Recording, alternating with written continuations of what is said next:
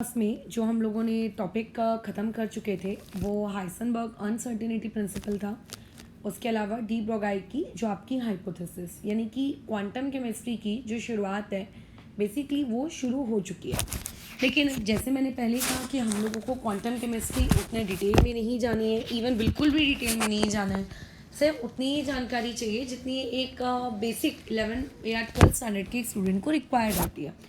तो अभी आज की जो हमारी क्लास रहेगी वो क्वांटम नंबर्स है। सबसे इजी टॉपिक है, one of the favourite topic of each and every student who is studying in 11th standard. सबसे आसान, कोई ज़्यादा कैलकुलेशन करने वाला दिमाग में झमेला नहीं होता, इसमें फटाफट आंसर्स आते हैं। हाँ, बस कुछ बेसिक चीज़ों को याद करना रहता है, चाहिए उतना तो दिमाग लगाना ही पड़ेगा। अब इसमें एक स्क्रोडिंगर वाला पार्ट है। दैट स्क्रोडिंगर वाला पार्ट मैं राइट नाउ के लिए स्किप कर रही हूँ। चैप्टर के एंडिंग में स्क्रोडिंगर वाला पार्ट हम लोग देख लेंगे। स्क्रोडिंगर खुद एक बहुत बड़ी सी दुनिया है, राइट। अच्छा, तो अब ये जो स्क्रोडिंगर आपकी बहुत बड़ी सी दुनिया है, इस बड़ी सी दुनिया का हमारे सिलेबस से ज़्यादा दूर दूर तक कोई वास्ता नहीं है। हाँ, बेसिक जो इन्फॉर्मेशन हमें स्क्रोडिंगर की चाहिए होगी या जितना हमारे सिलेबस में रहेगा सिर्फ उतनी ही जानकारी। एंड इवन दो तुम लोगों को भी एक्स्ट्रा जानकारी स्क्रोडिंगर से रिलेटेड इकट्ठा करने की कोई नीड नहीं है, क्योंकि वो कभी आपके एग्जाम में कभी पूछी ही नहीं जाएगी।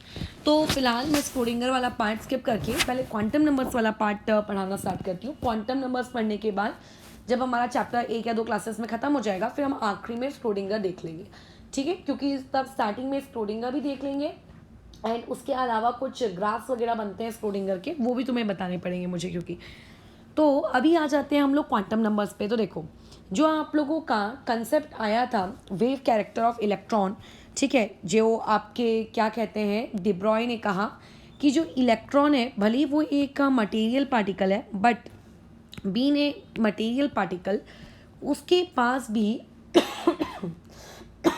Sorry, being a material particle उसके पास भी क्या होगा, एक वेव कैरेक्टर होगा। यानी कि जब वो न्यूक्लियस के आजू बाजू घूम रहा है तो किसी वो एक फिक्स पाथ में नहीं घूम रहा है, ठीक है। वो कैसा कर रहा है, एक वेव के फॉर्मेट में वो क्या हो रहा होगा, ट्रैवल कर रहा होगा। तो जैसे ही डी ब्रॉय की एक कंसेप्ट आया कि इलेक्ट्रॉन के अंदर एक वेव कैरेक्टर होता है, तो इससे हमें ये समझ में आ गया कि हम लोग कभी भी इलेक्ट्रॉन की जो पोजीशन है, उसकी जो पोजीशन हम लोग कभी भी एक्यूरेटली नहीं बता पाएंगे। उसकी पोजीशन को कैलकुलेट करने में हमेशा अनसर्टिनिटी रहेगी। और यहीं से जो आपका बोअर मॉडल था उसको एक बहुत बड़ी सी किक लगी, बिकॉज बोअर मॉडल के अकॉर्डिंग आपके जो गोल गोल गोल गोल इलेक्ट्रॉन जब घूमता है तो वो एक फिक्स ऑर्बिट में घूमता है।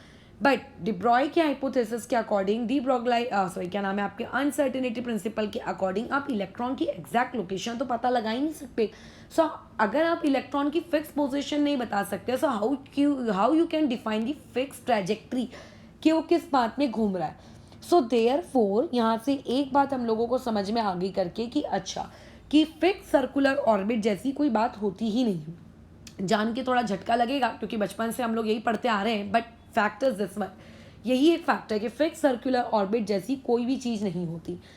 तो ऐसे में ऑब्वियसली वेव मैकेनिक्स को कंसिडर करते हुए आपके 1927 वाले एरा में, ठीक है, ये जो आपका हाइसेनबर्ग अनसर्टेनिटी प्रिंसिपल आया था, जहाँ तक मुझे याद आ रहा है, मैंने ईयर तुम्हें बताया था इसका कुछ 1927 के आसपास ही बताया था। तो उसी ईयर में, उसी के आसपास, हो सकता है 1-2 साल ऊपर नीचे हो रहे हो, आपकी स्क्रोडिंगर ने एक वेव इक्वेशन, मैथमेटिकल इक्वेशन एक डिराइव की, ठीक है। ये प्योर मैथमेटिकल इक्वेशन है, ठीक है। हाई स्टैंडर्ड्स में मैंने जब अपना पीजी किया था तब मैंने स्क्रोडिंगर वेव इक्वेशंस के बारे में काफ़ी पढ़ा है। मतलब मैं बता रही हूँ, क्वांटम मैकेनिक्स मेरा one of my favourite subject रहा है, ठीक है। क्वांटम मैकेनिक्स, थर्मोडायनेमिक्स मुझे कभी उतनी खास पसंद नहीं आई। क्वांटम मैकेनिक्स, केमिकल काइनेटिक्स, ये तो मेरा आखिरी में जो आपका एंडिंग में आपको देना पड़ता है कुछ क्या कहते हैं अपना रिसर्च, कि आपने at the end of the year आपने क्या किया है, तो उसमें मैंने केमिकल काइनेटिक्स को चूज़ किया था।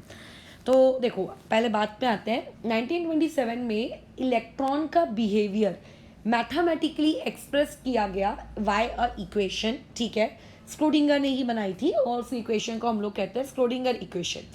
अब उसके बाद उस इक्वेशन से हमें क्या पता चलता है, क्या वो इक्वेशन मुझे इलेक्ट्रॉन की एग्जैक्ट लोकेशन बता देती है क्या, कि देखो इलेक्ट्रॉन यहाँ रह रहा है? नो, अभी तक इवन नाउ तक आपके पास ऐसी कोई डिवाइस नहीं है जिससे आप बता सको कि exactly with 100% accuracy and precision कि यहाँ पर इलेक्ट्रॉन लोकेटेड है। आप इलेक्ट्रॉन की एग्जैक्ट पोजीशन नहीं बता सकते, बराबर। आप क्या बता सकते हो? Most probable reason. ठीक है, आप इलेक्ट्रॉन का क्या बता सकते हो? मोस्ट प्रोबेबल रीजन, यानी कि सबसे ज़्यादा प्रोबेबिलिटी किसी रीजन में इलेक्ट्रॉन के पाए जाने की कहाँ है करके। अब जैसा बीइंग अ स्टूडेंट, अगर तुम लोगों के घर में 3 या 4 रूम्स हैं तो ऑब्वियस है कि एक का नाम तुमने दे दिया ड्राइंग रूम, एक का नाम दे दिया किचन, एक का नाम दे दिया वॉशरूम्स वगैरह और एक का बेडरूम वगैरह, सबको 2-4 रूम्स के तुमने नाम दे दिया। अब तुम्हारा जो दोस्त है अगर वो तुम्हें लोकेट करते हुए घर पे आया तो अभी तुम घर में कहीं भी हो सकते हो। You can be in a drawing room, you can be in a kitchen, you can be in a bathroom, और you can be in a bedroom, और you can be in a terrace. तुम कहीं भी हो सकते हो। तो वो तुम्हें एक ऐसा एग्जैक्ट बाहर से खड़े खड़े तुम्हारी एग्जैक्ट लोकेशन अपने आप तो जज करके नहीं बता सकता, वो तुम्हें ढूंढेगा अंदर आकर। सो सिमिलरली हम भी इलेक्ट्रॉन को ढूंढ रहे हैं, बट इससे कॉन्सेप्ट से हमें ये पता चल गया है कि हाइसेनबर्ग अनसर्टेनिटी के कॉन्सेप्ट से कि आप एग्जैक्ट लोकेशन तो नहीं बता सकते। आप ढूंढने गए, अब बताओ तुम क्योंकि अभी एक स्टूडेंट हो, तुम्हारा काम पढ़ाई है, तो ऑब्वियसली तुम्हें खाना वाना तो घर में बनाना पड़ता है नहीं। तो कभी भी जो तुम्हारा दोस्त है वो तुम्हें कभी भी डायरेक्ट आके किचन में कभी नहीं ढूंढेगा, कभी नहीं ढूंढेगा। क्यों नहीं ढूंढेगा? क्योंकि उसको पता है कि तुम्हारे वहाँ पे पाए जाने की प्रोबेबिलिटी कैसी है, ऑलमोस्ट ना के बराबर, अनलेस एंटिल तुम्हें प्यास व्यास ना लगी हो, तुम पानी वानी पीने ना गए हो, है ना। अच्छा, उसके अलावा इमेजिन किसी के घर में पूजा घर भी है तो वहाँ पे भी तुम्हारे पाए जाने की प्रोबेबिलिटी ना के बराबर ही होगी। वो तुम्हें ज़्यादा से कहाँ ढूंढेगा? तुम्हारे बेडरूम में ढूंढेगा, ठीक है, जहाँ तुम रहा तुम्हारा स्टडी रूम में तुम्हें ढूंढेगा, या फिर तुम्हें टेरेस में ढूंढेगा। पहली अप्रोच उसकी वो रहेगी। लेकिन अभी उसी के उल्टे तौर पे देखो, अगर तुम्हारी मम्मी को लोकेट करना है या फिर तुम्हारे घर में जो खाना बनाता है अगर मुझे उसको लोकेट करना है तो बेसिकली मैं उसको कभी भी जाकर ऐसे नहीं ढूंढूंगी कि अरे वो इंसान खाना बनाने वाला बेडरूम में बैठा होगा, बिकॉज उसका काम है खाना बनाना। तो ऑब्वियसली वो आपको कहाँ पाया जाएगा? किचन में पाया जाएगा। उसकी प्रोबेबिलिटी किचन में पाए जाने की हाई रहेगी। तो सिमिलरली जो आपके इलेक्ट्रॉन्स होते हैं, इलेक्ट्रॉन्स की आप फिक्स पोजिशन नहीं बता सकते। कुछ जगहों पे इलेक्ट्रॉन्स बहुत ज़्यादा क्वांटिटी में है और कुछ जगहों पे इलेक्ट्रॉन्स या तो बहुत लीस्ट क्वांटिटी में है या फिर कह सकते हो इतने इतने इतने इतने कम क्वांटिटी में है करके कि हम लोग कहते हैं कि वहाँ पे इलेक्ट्रॉन्स ही नहीं है। तो बेसिकली जो स्क्रोडिंगर की वेव इक्वेशन थी वो आपको आइडिया देती थी कि इलेक्ट्रॉन का जो मोस्ट प्रोबेबल रीजन पाए जाने का कहाँ पर होगा। मतलब स्क्रोडिंगर वेव इक्वेशन से हम एग्जैक्टली इलेक्ट्रॉन कहाँ है ये नहीं बता सकते। We cannot address the location of electron exactly, but we can define या we can say that the where the electron is going to be found, वो कहाँ पे मिलने वाला है कहाँ नहीं, कहाँ पे मिल सकता है। ठीक है, we are talking about maybe और मे नॉट बी। तो ऐसे केस में ये आपको स्क्रोडिंगर वेव इक्वेशन देता था। जब स्क्रोडिंगर के बारे में पढ़ेंगे तो उसके यारी प्रवचन को फिर से डिटेल में जाएंगे, बट राइट नाउ इतना ही काफ़ी है। तो मैथमेटिकली जब स्क्रोडिंगर वेव इक्वेशन को सॉल्व किया गया तो उस स्क्रोडिंगर वेव इक्वेशन को सॉल्व करके आपको कुछ क्वांटिटीज़ मिली। ठीक है, आपको वहाँ से कुछ 3 क्वांटिटीज़ निकल कर आई कि अच्छा इसको ये कहते हैं, इसको ये कहते हैं, ये है। इनडायरेक्टली आपको 3 वेरिएबल्स मिले। ठीक है, जैसे एक्स वाई जेड, आपको किसी इक्वेशन को सॉल्व करके एक्स की वैल्यू मिली, वाई की वैल्यू मिली, जेड की वैल्यू मिली। तो सिमिलरली जब आपने स्क्रोडिंगर वेव इक्वेशन को सॉल्व किया तो स्क्रोडिंगर वेव इक्वेशन को सॉल्व करने के बाद आपको कुछ 3 वेरिएबल्स निकल कर आए आपकी उस इक्वेशन के अंदर से। दैट 3 वेरिएबल्स आर, द पहला one is known as what, आपका प्रिंसिपल क्वांटम नंबर। इस पहले वाले वेरिएबल को हम लोग कहते हैं principal quantum number. It is denoted by the symbol n। ठीक है, इसको हम लोग क्या कहते हैं आप लोगों का? Principal quantum number. It is denoted by the symbol n। या फिर इसी प्रिंसिपल क्वांटम नंबर का एक दूसरा सिंबल भी होता है, इसको हम लोग कहते हैं रेडियल, दूसरा नाम भी होता है, इसको हम लोग कहते हैं रेडियल क्वांटम नंबर्स करके। ठीक है, तो ये 2 चीज़ें हो गई, दोनों सेम ही है, चाहे प्रिंसिपल क्वांटम नंबर बोलो या चाहे रेडियल क्वांटम नंबर बोलो करके। ठीक है, दोनों का मीनिंग सेम ही है। अच्छा, it is denoted by the symbol आप लोगों का विच, स्मॉल n करके। अच्छा, अब उसके बाद आप लोगों के पास एक सेकेंड क्वांटम नंबर आया। अब वो सेकेंड क्वांटम नंबर क्या है? सेकेंड क्वांटम नंबर को हम लोग कहते हैं, मतलब एक सेकेंड वेरिएबल आया, उस सेकेंड वेरिएबल को हम लोगों ने नाम दिया, that name is azimuthal quantum number. ठीक है, इसको हम लोग क्या कहते हैं? Azimuthal quantum number. अब ये क्वांटम नंबर हमारे पास मिलके आ गया। मैं क्वांटम नंबर की पूरी स्पेलिंग बार बार नहीं लिखूंगी, इसको मैंने लिख दिया एजिमुथल क्वांटम नंबर। ये मुझे मिल गई आपकी कैसी सेकेंड इन्फॉर्मेशन, ठीक है, कि मैंने स्क्रोडिंगर वेव इक्वेशन को सॉल्व किया है। Schrodinger wave equation give me second quantum number which is known as azimuthal quantum number करके, ठीक है, ये मिल गया। अच्छा, अब इसका एक और नाम है, इसको आप लोग ऑर्बिटल क्वांटम नंबर्स भी कहते हो, ठीक है। अच्छा, ऑर्बिटल क्वांटम नंबर्स के अलावा ऑर्बिटल एंगुलर क्वांटम नंबर, इसको एक और नाम से भी जाना जाता है। इसका एक तीसरा भी नाम है सबसेड्री क्वांटम नंबर, बराबर, ये भी हो गया इसका एक और तीसरा नाम। अब उसके बाद स्क्रोडिंगर वेव इक्वेशन को सॉल्व करने पे एक तीसरा वेरिएबल भी हम लोगों ने निकाला। That third variable is very much important और उसको हम लोग कहते हैं आप लोगों का मैग्नेटिक क्वांटम नंबर, ठीक है। इसे हम लोग कौन सा क्वांटम नंबर कहते हैं? We called it as magnetic quantum number. वैसे इसका जो सिंबल है वो आप स्मॉल m से डिनोट करते हो, बट कई बुक्स में और इवन जो एग्ज़ाम हॉल में जो पेपर वगैरह आते हैं उसमें आपको ml करके भी आपको देखने को मिलेगा।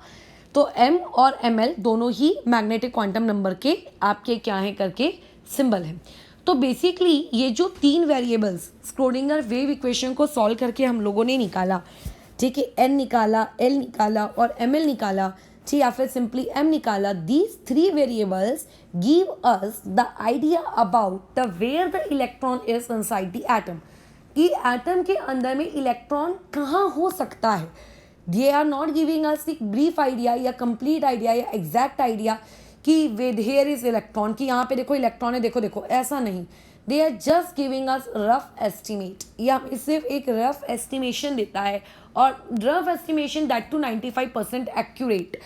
तो इसीलिए that three variables which are obtained from Schrodinger wave equation, ठीक है, of electron are known as quantum numbers. So basically quantum numbers क्या हैं? तो क्वांटम नंबर्स आप लोगों के वो सेट ऑफ वेरिएबल्स हैं जो हम लोगों ने स्क्रोडिंगर वेव इक्वेशन को सॉल्व करके निकाले, सच दैट कि उन वेरिएबल्स की मदद से मैं इलेक्ट्रॉन मेरे उस ऑर्बिट मतलब एटम के अंदर कहाँ पे प्रोबेबिली मैं फाइंड कर सकती हूँ, ठीक है, कहाँ पे मेरी उसकी फाइंड करने की प्रोबेबिलिटी है ज़्यादा से ज़्यादा।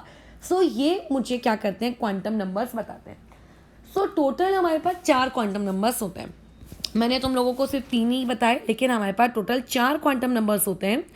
अब ये जो 4 क्वांटम नंबर्स आपके पास हैं, इनमें से जो आपका पहला क्वांटम नंबर है that is known as principal quantum number, ये हो गया आप लोगों का पहला quantum number. It is denoted by the symbol small n, ठीक है, ये हो गया पहला। अब उसके बाद जो दूसरा क्वांटम नंबर आता है that is known as azimuthal quantum number, या फिर तुम दूसरे नाम भी इसके ले सकते हो, वो तुम लोग याद रख लेना। It is denoted by the symbol l। तीसरा होता है हम लोगों के पास मैग्नेटिक क्वांटम नंबर, सिंपली मैं इसको स्मॉल m से भी डिनोट कर सकती हूँ, या फिर मैं चाहूँ तो इसको ऐसे कई बुक्स में ऐसा ml भी लिख के रहता है। और उसके बाद एक आखिरी क्वांटम नंबर होता है, बट इस आखिरी क्वांटम नंबर की ये खास बात है कि आपके जो ये स्टार्टिंग के 3 क्वांटम नंबर्स हैं, ये स्टार्टिंग के 3 क्वांटम नंबर्स हम लोगों को कहाँ से मिले करके, ये आपकी स्क्रोडिंगर वेव इक्वेशन से आया है। लेकिन उसके बाद जो आप लोगों का ये चौथा क्वांटम नंबर है स्पिन क्वांटम नंबर, ये स्पिन क्वांटम नंबर हम लोगों का एक एक्सपेरिमेंट से हमने ऑब्टेन किया है। ये इकलौता ऐसा क्वांटम नंबर है जो आप लोगों को स्क्रोडिंगर वेव इक्वेशन से नहीं मिलता है। So we have the fourth quantum number spin quantum number, ये हो गया हम लोगों का चौथा क्वांटम नंबर। इसको आप डिनोट कर सकते हो सिंबल s से, या मैंने कई बुक में इसको m और यहाँ पे नीचे में s करके भी लिखा हुआ देखा है, तो उसमें कंफ्यूज नहीं होना है कि ms आ गया है या ml आ गया है। मैंने देखा है लोगों में कन्फ्यूजन होती है, ml देख के उनको l की याद आती है और उसको वो एजिमुथल क्वांटम नंबर अज्यूम कर लेते हैं, तो वैसा मत करना करके, ठीक है। अच्छा, अब आ जाते हैं, आगे बढ़ते हैं क्वांटम नंबर्स की दुनिया में। तो अब बेसिकली मुझे थ्योरी तुम लोगों को पढ़ानी है एक एक क्वांटम नंबर्स की। सो स्टार्ट करते हैं हम लोग हमारे पहले क्वांटम नंबर से, जिसका नाम है आप लोगों का प्रिंसिपल क्वांटम नंबर, ठीक है। ये हो गई आप लोगों की पहली theory, that is the principal quantum number. अब देखो ये प्रिंसिपल क्वांटम नंबर वाली चीज़ है क्या, मैं इसके बारे में जो कैरेक्टरिस्टिक्स है वो पहले दे चुकी हूँ। जैसे पहला कैरेक्टरिस्टिक अगर मैं इस पर आऊँ, तो जो प्रिंसिपल क्वांटम नंबर का पहले कैरेक्टरिस्टिक्स पे अगर बातचीत की जाए, तो कैरेक्टरिस्टिक इन द सेंस इसकी जी के फैक्ट्स कि इसको हम लोग रेडियल क्वांटम नंबर भी कहते हैं। अभी इस क्वांटम नंबर को क्या हमने इससे पहले कभी देखा है? तो हाँ, प्रिंसिपल क्वांटम नंबर को हम लोगों ने इससे पहले देखा है। तुमने जब वो बोहर की इक्वेशन डिराइव की थी for velocity, for energy, for time period, for frequency, for radius, तो वहाँ पे जो एन था वो एन किस बात को डिनोट करता था? वहाँ पे बेसिकली बोहर के लिए वो एन क्या था? नंबर ऑफ शेल, कि आप कौन से शेल नंबर में हो, आप कौन से ऑर्बिट नंबर पे हो। तो जब हमने स्क्रोडिंगर वेव इक्वेशन को सॉल्व किया तो हमने ये पाया कि बोहर की इक्वेशंस में जो एन था वही एन आप लोगों के स्क्रोडिंगर वेव इक्वेशन का एन है। यानी कि अगर कोई तुमसे एन के बारे में पूछेगा कि what do you mean by N, so N आपका एक ऐसा क्वांटम नंबर है जिस क्वांटम नंबर से आप क्या कर सकते हो? शेल नंबर आप डिसाइड कर सकते हो। आप क्या कर सकते हो? शेल नंबर बता सकते हो। जैसे अगर n इक्वल टू 1 में, यानी कि आप लोगों का जो शेल है वो कितना है करके? k शेल है। अगर n इक्वल टू 2 है then you are in the l shell. अगर n इक्वल टू 3 है then you are in m shell. If n equal to 4 then you are in n shell and so on करके। अच्छा, अभी क्योंकि n का जिक्र Bohr के energy के फॉर्मूले में हुआ था, क्योंकि n का जिक्र बोहर्स के रेडियस के फॉर्मूले में हुआ था, सो देयरफॉर अगर मुझे प्रिंसिपल क्वांटम नंबर के बारे में जानकारी है, so I can say that कि मैं आप लोगों का जो इलेक्ट्रॉन होगा उस इलेक्ट्रॉन की मुझे क्या करेगा? ये एनर्जी की इंफॉर्मेशन देगा। यानी कि ये मुझे क्या करता है? ये वाला principal quantum number information provide करता है। ठीक है, किसके बारे में इंफॉर्मेशन प्रोवाइड करता है? दो फैक्ट्स के बारे में, the most important two facts, energy and दूसरा रेडियस। रेडियस यानी कि मैं कह सकती हूँ उसको साइज। ठीक है, कि मुझे एनर्जी के बारे में पता चल जाता है और साथ ही साथ में मुझे साइज ऑफ द ऑर्बिट के बारे में भी इंफॉर्मेशन देता है। अब तुम में से किसी का ये अप्रोच रहेगा, क्यों टाइम के बारे में नहीं पता चलता, क्यों फ्रीक्वेंसी के बारे में नहीं पता चलता? तो ऑब्वियसली उनके बारे में भी पता चलता है, लेकिन साइज एंड एनर्जी को मैंने ज़्यादा टॉप प्रायोरिटी में रखा है करके। ठीक है, अच्छा, तो ये सारी इंफॉर्मेशन प्रिंसिपल क्वांटम नंबर से हम लोगों को पता चल गई है करके। अब आगे क्या? तो प्रिंसिपल क्वांटम नंबर में ये जानकारी तुम लोगों के लिए सफिशिएंट है, लेकिन अभी इसके कुछ interesting facts. Principal quantum number जिस इंसान को पता है वो उस प्रिंसिपल क्वांटम नंबर की मदद से कुछ क्या कर सकता है करके इम्पॉर्टेंट जानकारियाँ इकट्ठा कर सकता है। दैट इम्पॉर्टेंट जानकारियाँ जो आप इकट्ठा कर सकते हो with the help of this principle quantum number, वो ये कि सबसे पहले आप लोगों के पास क्या होगा करके, जैसे मान लेते हैं मैंने कोई तुम लोगों को n की वैल्यू दे दी। अब पहले n की वैल्यू से आगे बढ़ने से पहले एक छोटा सा हम लोग फैक्ट देख लेते हैं। फैक्ट ये है कि हमारी दुनिया के अकॉर्डिंग जब तक अभी तक जितना हम पढ़कर आए हैं, हमारे पास एक एटम होता था। एटम के अंदर में ऑर्बिट्स होते थे या फिर शेल्स होते थे, और हम लोग कहते थे कि ऑर्बिट्स के अंदर में इलेक्ट्रॉन्स हैं। बस ये हमारी दुनिया ख़त्म हो जाती थी। बट अब जो ये आपका क्वांटम मैकेनिक्स आया, quantum mechanics says that atom के अंदर ऑर्बिट्स होते हैं, ठीक है, या फिर इसको ज़्यादा बेटर तरीके से ऐसा मैं बोलती हूँ करके, शेल्स होते हैं। शेल्स के अंदर की दुनिया में सब शेल्स होते हैं, और सब शेल्स के अंदर में क्या होते हैं? ऑर्बिटल्स होते हैं, और ऑर्बिटल्स के अंदर में इलेक्ट्रॉन्स होते हैं। मतलब डायरेक्टली इलेक्ट्रॉन शेल में मौजूद नहीं होता है, वो सब शेल के अंदर ऑर्बिटल्स और ऑर्बिटल्स के अंदर में इलेक्ट्रॉन। इसको ऐसे समझ लो। तो अब ऐसे केस में ये जो प्रिंसिपल क्वांटम नंबर है, ये मुझे किसके बारे में इंफॉर्मेशन देता है? Principal quantum number gives me information about आपका शेल, यानी कि एन का लेना देना किससे है? शेल से। अब मान लेते हैं किसी ने मुझसे पूछा कि आपके पास एक शेल मैं दे रही हूँ, उस शेल के अंदर में और कितने सब शेल होंगे? ये मेरे से किसी ने पूछ लिया कि number of subshells in a shell. ठीक है, शेल के अंदर सब शेल तो होना ही है, तो एक शेल के अंदर में और आप कितने सब शेल्स अलाउ कर रहे हो या कितने सब शेल उसके अंदर है। तो इसकी इंफॉर्मेशन हम लोगों को यहाँ से एकदम तेज़ी से मिल जाएगी कि नंबर ऑफ सब शेल्स, ठीक है, इन अ शेल, ये वाला आपका कितना निकल के आएगा? दैट इज इक्वल टू आपका n। जितना तुम्हारा क्वांटम नंबर होगा उतना ही करके उसके अंदर में क्या होगा करके? सब शेल होगा।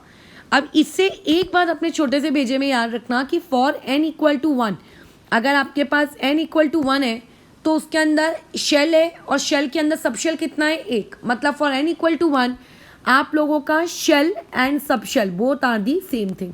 ठीक है, दोनों ही क्या है? आप लोगों की एक ही बात है। अच्छा, लेकिन अगर मैं n इक्वल टू 2 की बात करूँ तो n इक्वल टू 2 में कहने को वो शेल नंबर 2 है, बट बेसिकली वो हो क्या जाएगा करके आप लोगों का कि उसके अंदर आ जाएगा टोटल कितने सबशेल्स आ जाएंगे 2। यानी कि अगर कोई बिल्डिंग के सेकेंड फ्लोर में रह रहा है तो उस सेकेंड फ्लोर के उस पूरे स्पेस में उसमें 2 फ्लैट्स और है, ठीक है। जो ग्राउंड फ्लोर पे रह रहा है दैट इज जो n इक्वल टू 1 पे रह रहा है फ्लोर नंबर 1 पे, उसमें और कोई कंपार्टमेंट्स नहीं है। उसके इसमें क्या है करके मात्र उसके पास वो अकेला होल एंड सोल उसकी वो पूरी की पूरी जगह है। लेकिन जो आपका n इक्वल टू 3 पे रह रहा है, ठीक है, ये चीज़ कैसी है करके कि अगर कोई आप लोगों के ग्राउंड फ्लोर पे रह रहा है n इक्वल टू 1 में, तो पूरा का पूरा ग्राउंड फ्लोर उसी का है। अब मान लेते कोई n इक्वल टू 2 में गया तो एरिया उतना ही है फिलहाल, क्योंकि बिल्डिंग में तो एरिया अलग कम ज़्यादा होगा नहीं, हाँ, बट ऑर्बिट्स में हो सकता है, क्योंकि जैसे जैसे आप दूर जाओगे आपके ऑर्बिट्स बड़े होते जाते हैं। बट उसमें हम बात नहीं कर रहे, सिर्फ समझने के लिहाज से इस टॉपिक को देख रहे हैं कि अगर कोई फ्लोर नंबर 2 पे रह रहा है तो वहाँ पे 2 डिवीजन हो गए, यानी कि वो पूरा कंपार्टमेंट किसी एक का नहीं है, ठीक है। वहाँ पे वो क्या हो गया करके 2 लोगों में वो चीज़ क्या हो गई है, बढ़ गई है। अब अगर तुम n इक्वल टू 3 में जाओगे तो कहने को तो तुम फ्लोर नंबर 3 पे हो, लेकिन वहाँ पे अगेन वहाँ पे कितने हिस्से हो गए करके 3 हिस्से हो गए। दैट हिस्से इज नोन एज आप लोगों का what, it is known as subshells. So कितने सबशेल आप लोगों के किसी पर्टिकुलर एक शेल के अंदर होंगे ये तुम कैसे बता सकते हो, with the help of this n करके, ठीक है। इस n की मदद से तुम इसको इन्फॉर्मेशन दे सकते हो कि अच्छा ये n की वैल्यू है करके, तो ये इतने क्या होंगे उसके पास करके सबशेल होंगे करके, ठीक है। और इन सारी n की वैल्यू की जानकारी भले ही स्क्रोडिंगर से निकल के आया, बट हम लोगों को ये पता कब से थी, जब से आपका बोहर का एटॉमिक मॉडल बना है। अच्छा, अभी सबशेल के अंदर क्या होंगे, ऑर्बिटल्स होंगे। तो अभी अगर कोई तुमसे पूछेगा कि आपके पास कितने नंबर ऑफ ऑर्बिटल्स हैं, ठीक है, आपके पास कितने नंबर ऑफ ऑर्बिटल्स हैं in a shell, so how will you define them, उन्हें तुम बताओगे कैसे कि कितने ऑर्बिटल्स हैं। सो ऑर्बिटल्स जो अभी जैसे सबशेल के बारे में बताया, तो तुमने सबशेल के बारे में क्या कमेंट किया कि जितने उसका शेल होगा उतने ही उसके अंदर क्या होंगे करके आप लोगों के सबशेल्स होंगे। बट जितना उसके शेल नंबर होगा, जितना उसका शेल नंबर होगा उतना ही उसका सबशेल होंगे। अब वैसे ही जितने उसके पास मान लेते हैं शेल नंबर है उतना ही उसके अंदर ऑर्बिटल्स नहीं होंगे, ऑर्बिटल्स उसके अंदर हो जाते हैं n स्क्वायर, ठीक है। ये वाली चीज़ n स्क्वायर हम लोग प्रूफ करके देखेंगे क्या ये ट्रू है कि नहीं है विदाउट यूजिंग दिस फॉर्मूला। मैं तो फॉर्मूलेज वगैरह को ज़्यादा याद रखती नहीं हूँ, क्योंकि बिना फॉर्मूलेज को याद रखे भी ये चीज़ें सॉल्व हो जाती हैं, बट हाँ टाइम थोड़ा ज़्यादा लगता है। बट अगर कोई इंसान फॉर्मूलेज वगैरह याद कर सकता है करके, तो उसमें इनको याद करने में तुम्हें कोई बुराई नहीं है करके। अच्छा, अब आगे नेक्स्ट में अब ऑर्बिटल्स के अंदर कौन होते हैं, इलेक्ट्रॉन्स होते हैं। सो अगर किसी को जानना है कि आपके पास उस पर्टिकुलर शेल में, ठीक है, उस पर्टिकुलर शेल में जितने भी सब शेल हैं, उन सब शेल के अंदर जितने भी ऑर्बिटल्स हैं और उन ऑर्बिटल्स के अंदर जितने भी इलेक्ट्रॉन्स हैं, तो मैक्सिमम नंबर ऑफ इलेक्ट्रॉन्स किसी भी एक पर्टिकुलर शेल में कितने हो सकते हैं, जो कि आप बचपन में पढ़ के भी बैठे हो 2n स्क्वायर। तो ये 3 इन्फॉर्मेशन तुम लोगों को प्रिंसिपल क्वांटम नंबर क्या करता है, प्रोवाइड करता है, ठीक है। अब आते हैं हम लोग हमारे नेक्स्ट क्वांटम नंबर पे। That next quantum number is known as azimuthal quantum number. Azimuthal quantum number की जानकारी तो मैं तुम्हें ऑलरेडी दे चुकी हूँ। जानकारी नंबर 1 कि इसके टोटल एजिमुथल क्वांटम नंबर के अलावा इसके 2 और नाम है करके। सबसे इम्पॉर्टेंट चीज़ कि जैसे ये ऊपर का क्वांटम नंबर था आपका प्रिंसिपल क्वांटम नंबर, ये प्रिंसिपल क्वांटम नंबर को प्रपोज किया था आपके बोहर ने। बोहर में इस चीज़ का वर्णन होता है। अब आते हैं हम लोगों के एजिमुथल क्वांटम नंबर में। तो एजिमुथल क्वांटम नंबर हम लोगों को किसने दिया, कहाँ से आया, कैसे आया, क्या सब सारे क्वांटम नंबर क्या एक ही साइंटिस्ट वाला आए क्या, ऐसा नहीं है। अब ये जो एजिमुथल क्वांटम नंबर है it was propose by Sommerfeld, ठीक है। ये किसने प्रपोज किया था, समरफील्ड ने प्रपोज किया था करके। आपको साइंटिस्ट वगैरह के नाम याद रखने की कोई ज़रूरत नहीं है, हाँ, बट अगर याद रह गए तो अच्छी बात है। अब दूसरी चीज़, ये किस सिंबल से डिनोट होता है, it is denoted by the symbol small l। इसके और भी दूसरे नाम है। इसका जो पहला नाम आएगा यहाँ पे वो रहता है ऑर्बिटल एंगुलर मोमेंटम, ये हो गया उसका पहला नाम, ऑर्बिटल एंगुलर मोमेंटम, ये हो गया उसका नाम।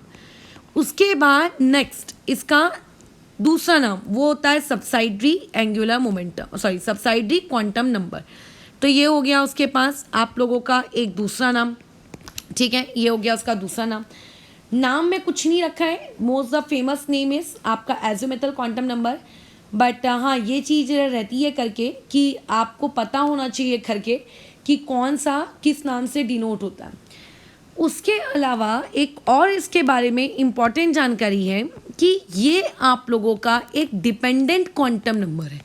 डिपेंडेंट क्वांटम नंबर से क्या समझ में आता है हम लोगों को कि आप इस क्वांटम नंबर की वैल्यू तब तक आप नहीं बता सकते जब तक आपको इसके पहले सीनियर यानी कि प्रिंसिपल क्वांटम नंबर की वैल्यू आपको ना पता हो, ठीक है। जब तक आपको इसके क्वांटम नंबर की वैल्यू, प्रिंसिपल क्वांटम नंबर की वैल्यू नहीं पता होगी तब तक आप एज़ोमेथल क्वांटम नंबर की वैल्यू नहीं बता सकते।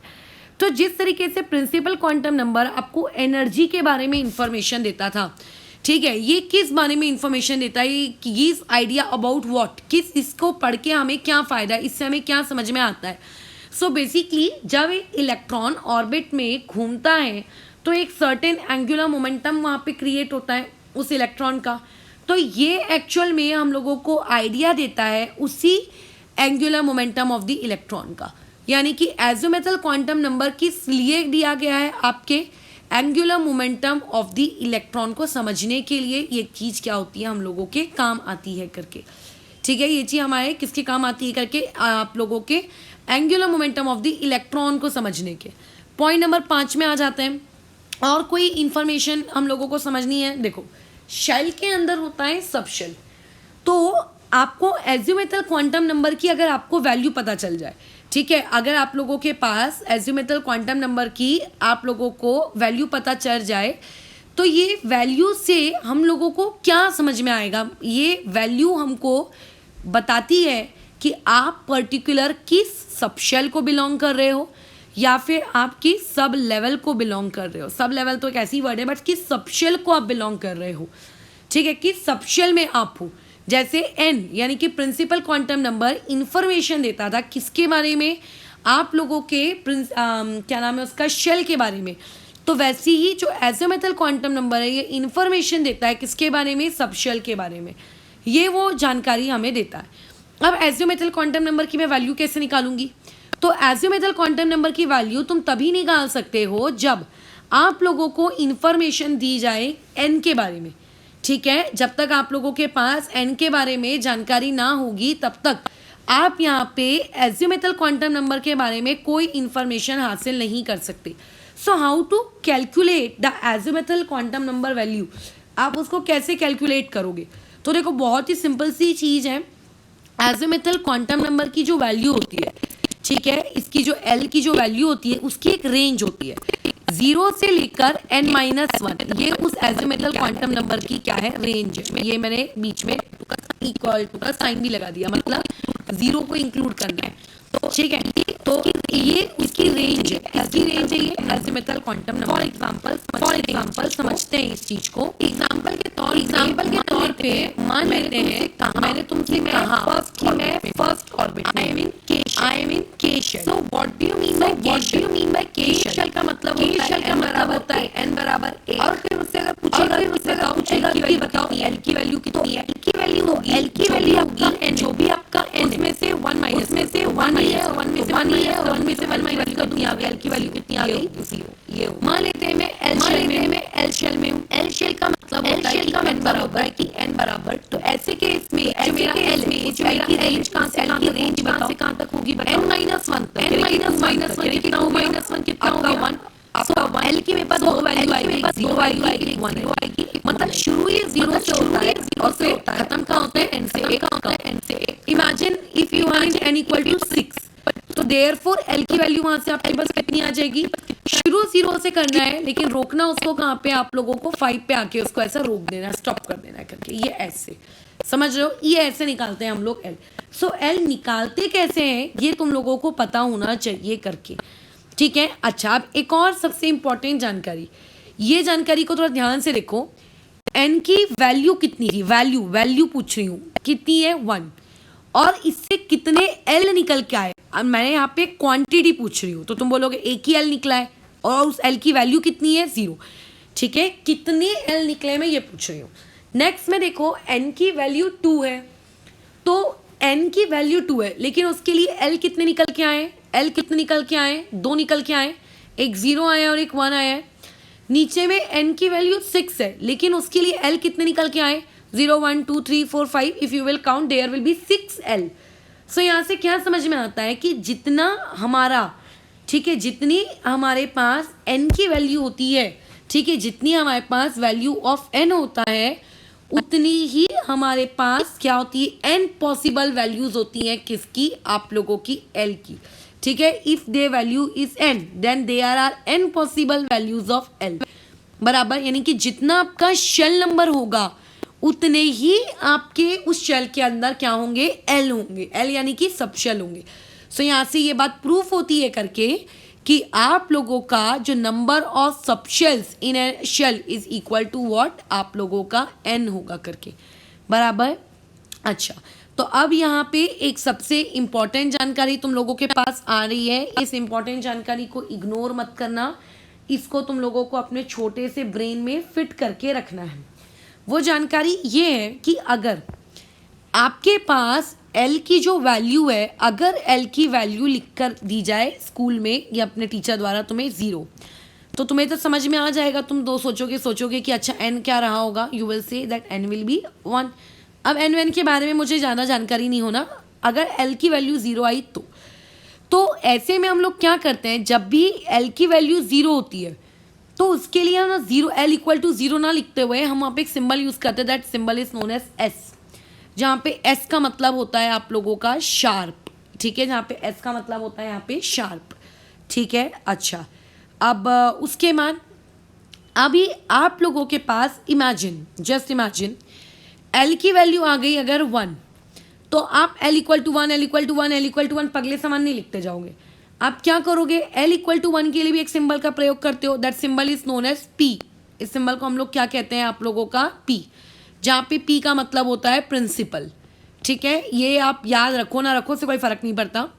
अगर L की वैल्यू 2 है तो ऐसे में हम लोग ज़्यादा दिमाग नहीं खराब करेंगे, हमने उसके लिए सिंबल यूज़ कर दिया D फॉर डॉग, जहाँ पे D का मतलब होता है आप लोगों का डिफ्यूज़।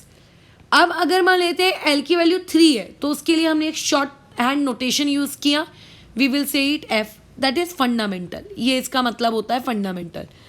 वैसे तो हमें इस S P D F इन चारों की नीड पड़ती है, आगे हम लोगों को कोई नीड वगैरह पड़ती नहीं है, लेकिन हाँ इमेजिन अगर L की वैल्यू 4 होती तो तुम S P D F के बाद फिर क्या ले लेते G, और अगर 5 होती तो फिर क्या ले लेते H, और उसके बाद फिर अल्फ़ाबेटिकल ऑर्डर आप लोगों का चलता रहता। बट हम लोगों का जो काम है वो इन स्टार्टिंग की 4 L की वैल्यूज़ में ही पूरा निपट जाता है। G H I J K L M N O P Q R S तक हमें जाने की ज़रूरत ही नहीं होती है करके, ठीक है, हमें वहाँ तक जाने की ज़रूरत ही नहीं होती। अब ये जो बताया, इस बताने का मतलब क्या है, ये मतलब इस तरीके से है क्योंकि अभी तुम लोगों को कुछ सिंबल्स मैं लिखना सिखा रही हूँ करके, कि वो सिंबल्स अगर आपको दिए हो तो सिंबल्स को तुम किस तरीके से समझोगे, क्या रहेगा।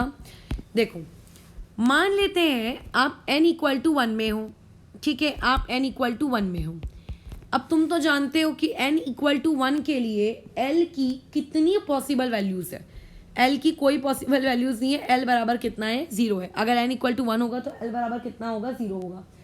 अगर तुम्हें अब एड्रेस देना है, इलेक्ट्रॉन के एड्रेस कहाँ होगा, तो तुम बोलोगे कि n equal to 1 l equal to 0, तो एक दूसरा इंसान बोलता है I will use the short form, वो l इक्वल टू 0 को बोलता है मैंने किस सिंबल से डिनोट किया है, s, तो मैं s लिखूंगा और s के आगे मैं लगा दूंगा 1s, यानी कि मेरा इलेक्ट्रॉन कहाँ पे है, 1s में है, जहाँ पे 1 किस बात को डिनोट करता है, प्रिंसिपल क्वांटम नंबर, और s क्या है, शॉर्ट टर्म नोटेशन है आपके l की। अब मान लेते हैं तुम n इक्वल टू 2 में हो। अब तुम तो जानते हो कि n इक्वल टू 2 में होने का मतलब होता है कि l वहाँ पे 0 भी हो सकता है और वहाँ पे l आप लोगों का 1 भी हो सकता है, क्योंकि उसकी रेंज है ना 0 से लेके n-1। अगर वो 0 में है मतलब 2 में तो रहेगा ही रहेगा, सेकेंड फ्लोर में तो रहेगा ही रहेगा, लेकिन सेकेंड फ्लोर में ऐसे सब शेल में है जहाँ पे उस सब शेल के l की वैल्यू कितनी है, 0 है। So we will say that area, उस जगह को हम लोग नाम दे देंगे कि 2 तो है ही और l इक्वल टू 0 यानी कि 2s, मेरा इलेक्ट्रॉन 2s में। नीचे वाले को हम लोग क्या दे देंगे, मेरा इलेक्ट्रॉन 2p में है। तो देखो किस तरीके से इलेक्ट्रॉन अपनी रीजन में एक दूसरे से अलग है, एक 2s में है और एक आपका 2p में।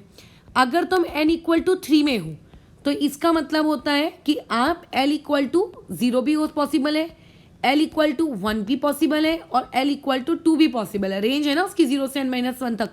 तो अगर L इक्वल टू 0 पॉसिबल है और तुम n इक्वल टू 3 में हो तो जगह को क्या नाम दे दोगे? 3s, that another name will be 3p and another name will be 3d। ये ऐसे, यानी कि इलेक्ट्रॉन अगर मान लेते हैं n इक्वल टू 3 और L इक्वल टू 2 में है तो कौन सी जगह पर है? बोलो, जगह का नाम क्या है? 3d जगह का नाम है। तो अब ये तो समझ गए हो कि शॉर्ट टर्म रोटेशन में किसके बारे में बोल रही हूँ, लेकिन यहाँ से एक फैक्ट देखो, फैक्ट बहुत इंपॉर्टेंट सा फैक्ट है कि आप भी अगर आप ऑर्बिट नंबर 1 में हो तो ऑर्बिट नंबर 1 में L की वैल्यू मात्र 0 रहेगी। 0 से ज़्यादा तो हो ही नहीं सकता क्योंकि उसकी रेंज ही 0 से n-1 है और n की वैल्यू 1 रखोगे तो रेंज क्या हो रही है? 0 to 0, यानी कि सिर्फ एक ही वैल्यू पॉसिबल है n इक्वल टू 1 में और वो है 1s।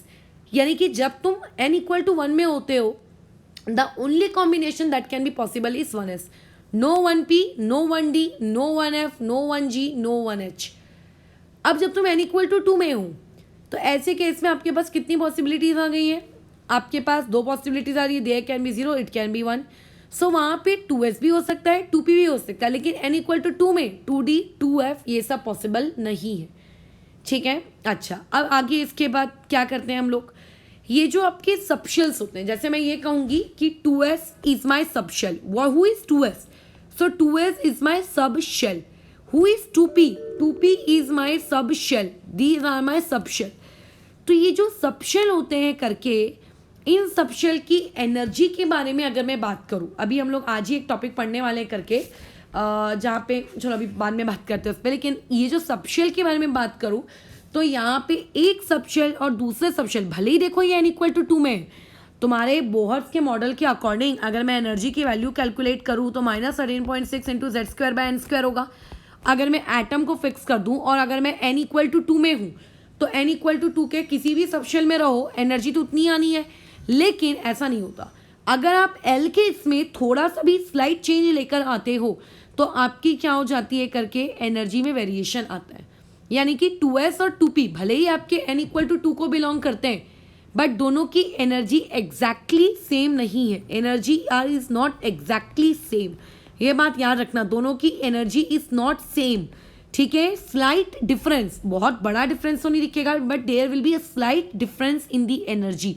मैं इसका PDF शेयर कर दूंगी तुम लोगों को खुद व्हाट्सएप पे। ठीक है, इसमें क्योंकि लास्ट टाइम भी मैंने कहा था और सर ने उसको शेयर करना एक्चुअली में भूल गए थे, तो वो वाली चीज़ फिर मैं डिलीट कर देती हूँ। तो मैं पढ़ाने के बाद मैं सीधा उसको डिलीट ही कर देती हूँ, तो फिर वो वापस से मैं उसको रिकवर नहीं कर पाई।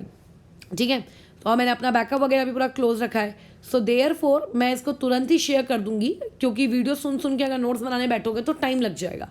तो देखो, बोहर के कंसेप्ट के अकॉर्डिंग अगर मैं एनर्जी उस पर्टिकुलर ऑर्बिट की निकालूँ, उस पर्टिकुलर इलेक्ट्रॉन की अगर वहाँ जाके निकालूँ तो -13.6 इंटू z² में n² आ रहा है। यानी कि चाहे मैं n इक्वल टू 2 के L बराबर 0 में रहूँ कि L बराबर 1 में रहूँ, एनर्जी तो हर जगह उतनी ही आनी चाहिए। लेकिन ठीक है, ऐसा नहीं होता है। हर सबशेल के बीच में एक आपको स्लाइटली डिफरेंस देखने को मिलता है।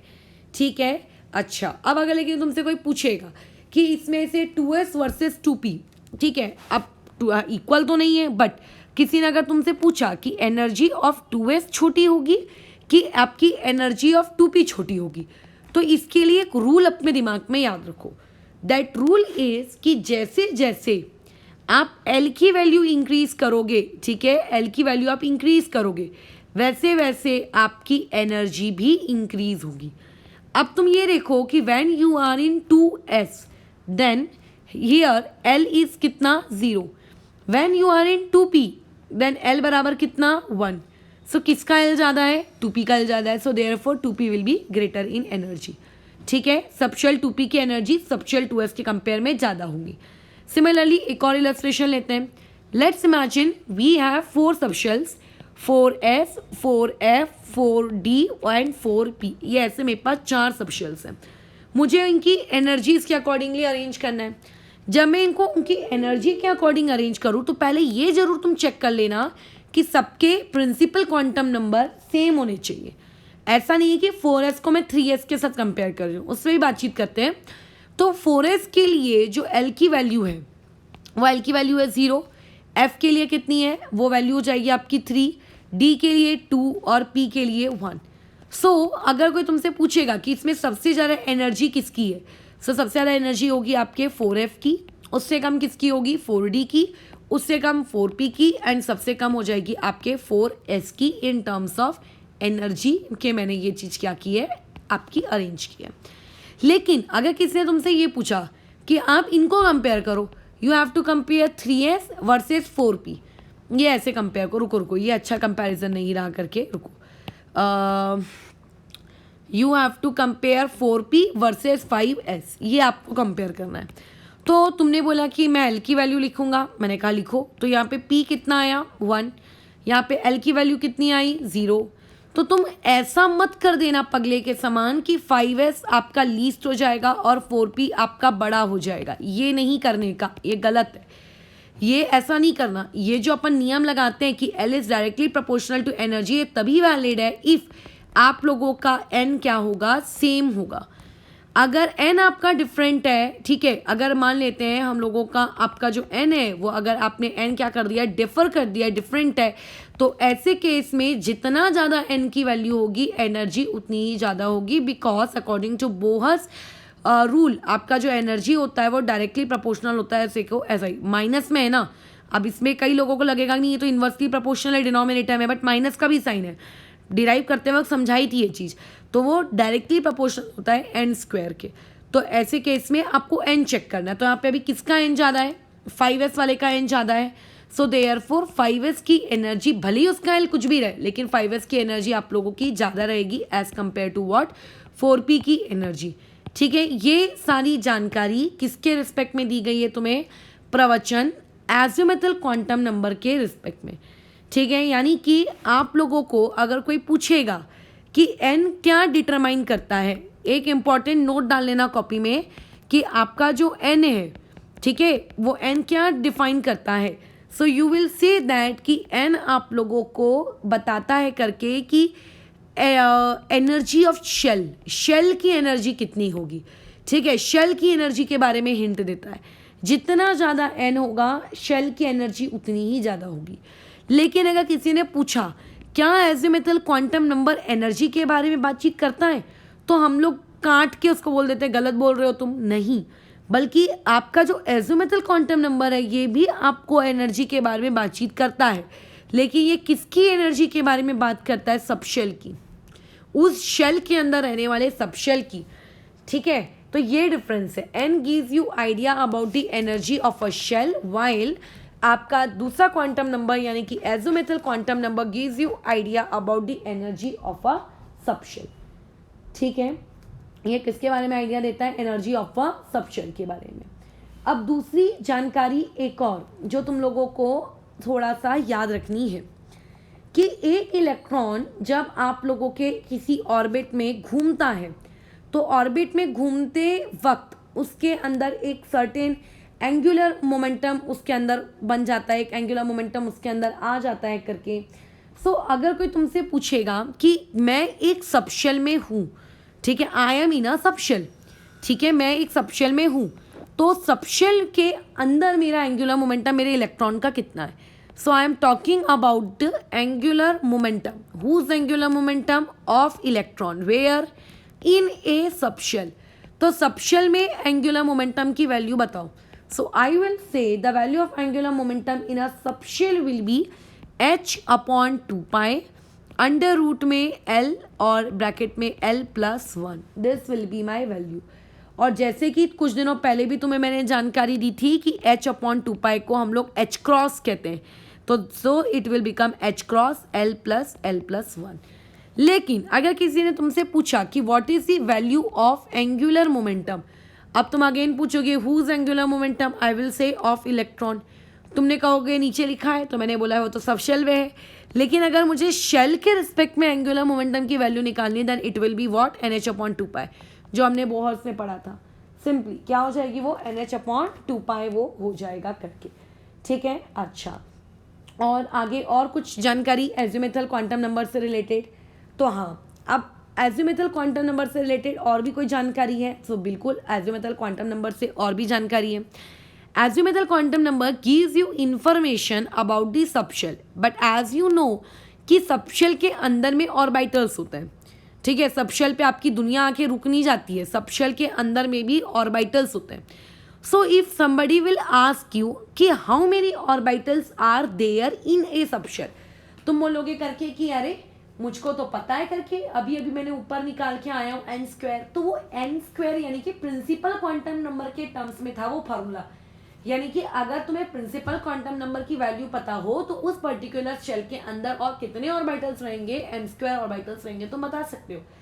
बट लेट्स से मैंने आपको कोई इंफॉर्मेशन n के बारे में नहीं दी, देन हाउ विल यू. तो ऐसे केस में अगर आपके पास कोई एक सबशेल है तो उस सबशेल के अंदर में कितने ऑर्बिटल्स होंगे. वो जो पिछला फॉर्मूला गया, वो पिछला फॉर्मूला तुम्हें किस बारे में इंफॉर्मेशन देता था कि पूरे के पूरे उस n = 2 के शेल में चाहे जितने भी सबशेल आते हो उन सारे सबशेल को मिला के टोटल नंबर ऑफ आपके पास, ठीक है, कितने ऑर्बिटल्स हैं उसके बारे में.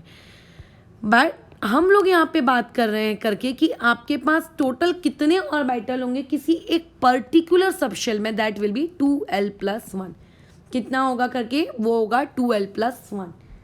अच्छा, अब उसके बाद जैसे कि इस पे भी बातचीत करते हैं आगे कि number of orbitals in any subshell. अब इमेजिन, मान लेते हैं मेरे पास एक सबशेल है एस सबशेल.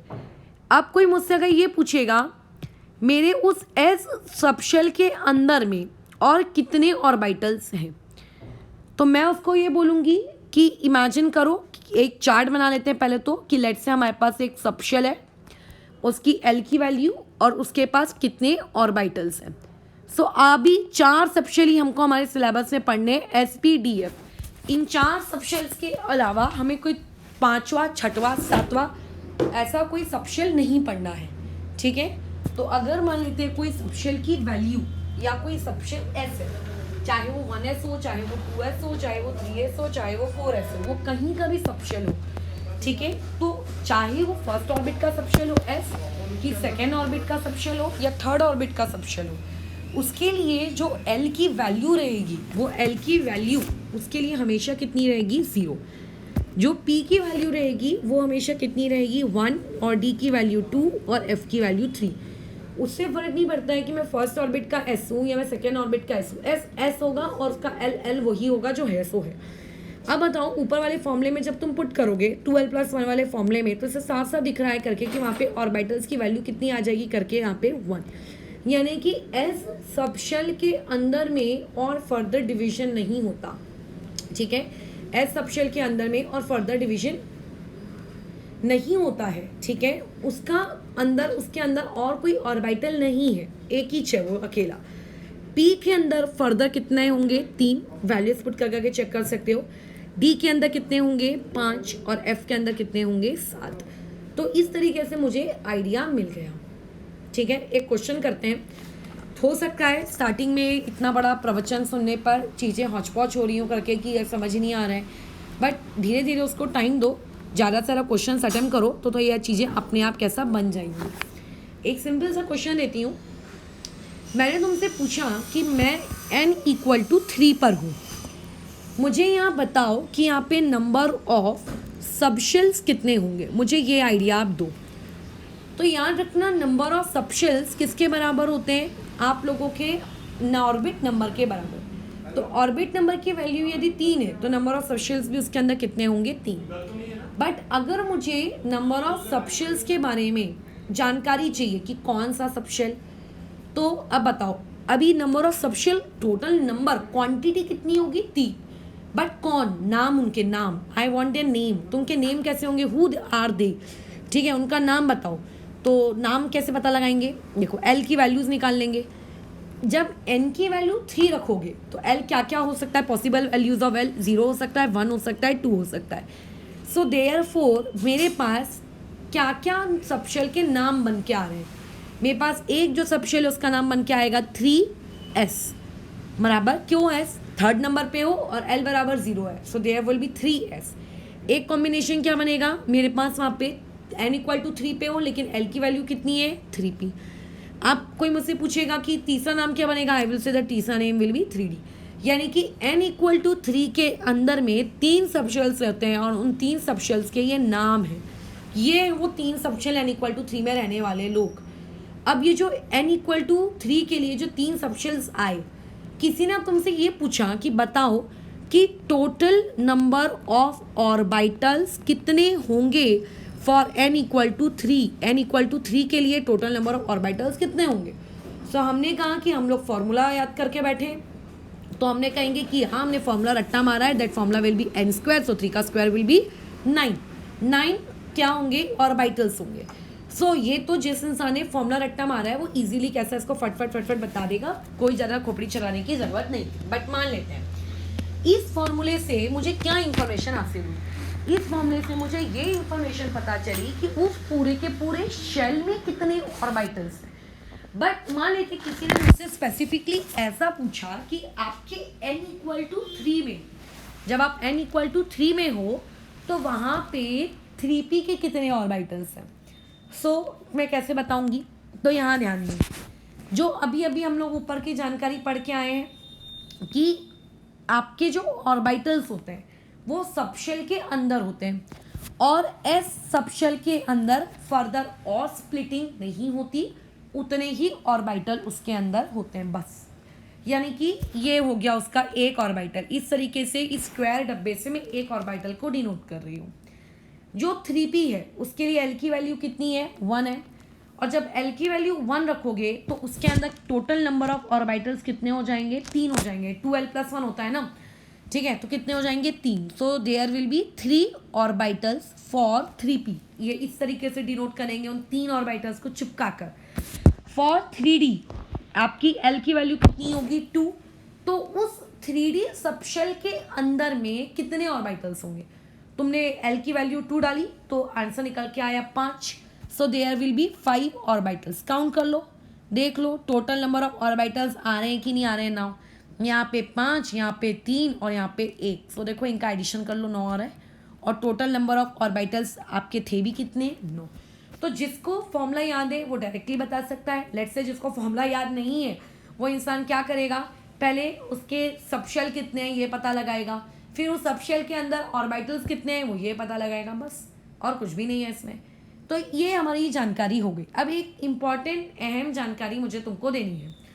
हर ऑर्बिटल की एक कैपेसिटी होती है इलेक्ट्रॉन को स्टोर करने की, ठीक है, हर ऑर्बिटल की कैपेसिटी होती है इलेक्ट्रॉन को स्टोर करने की। You can consider them as a room. इस एक ऑर्बिटल को आप एक रूम के जैसे अज्यूम करो। हर ऑर्बिटल की कैपेसिटी होती है कि मैं इतने इतने इलेक्ट्रॉन अपने अंदर क्या करूंगा करके स्टोर करके रखूंगा करके। So the maximum number of electrons that N orbital can store inside it is 2। सिर्फ मात्र 2 इलेक्ट्रॉन। फिलहाल के लिए मैं उन 2 इलेक्ट्रॉन्स को 2 डॉट से रिप्रेजेंट कर रही हूँ। तो ये 2 इलेक्ट्रॉन्स यहाँ रहेंगे, फिर इस डब्बे में 2 इलेक्ट्रॉन रहेंगे, फिर उसी से चिपक के उसके दूसरे डब्बे में 2 इलेक्ट्रॉन रहेंगे, फिर 2 इलेक्ट्रॉन रहेंगे, फिर 2 इलेक्ट्रॉन रहेंगे। ऐसे करते करते पूरे 9 ऑर्बिटल्स में 2 इलेक्ट्रॉन है।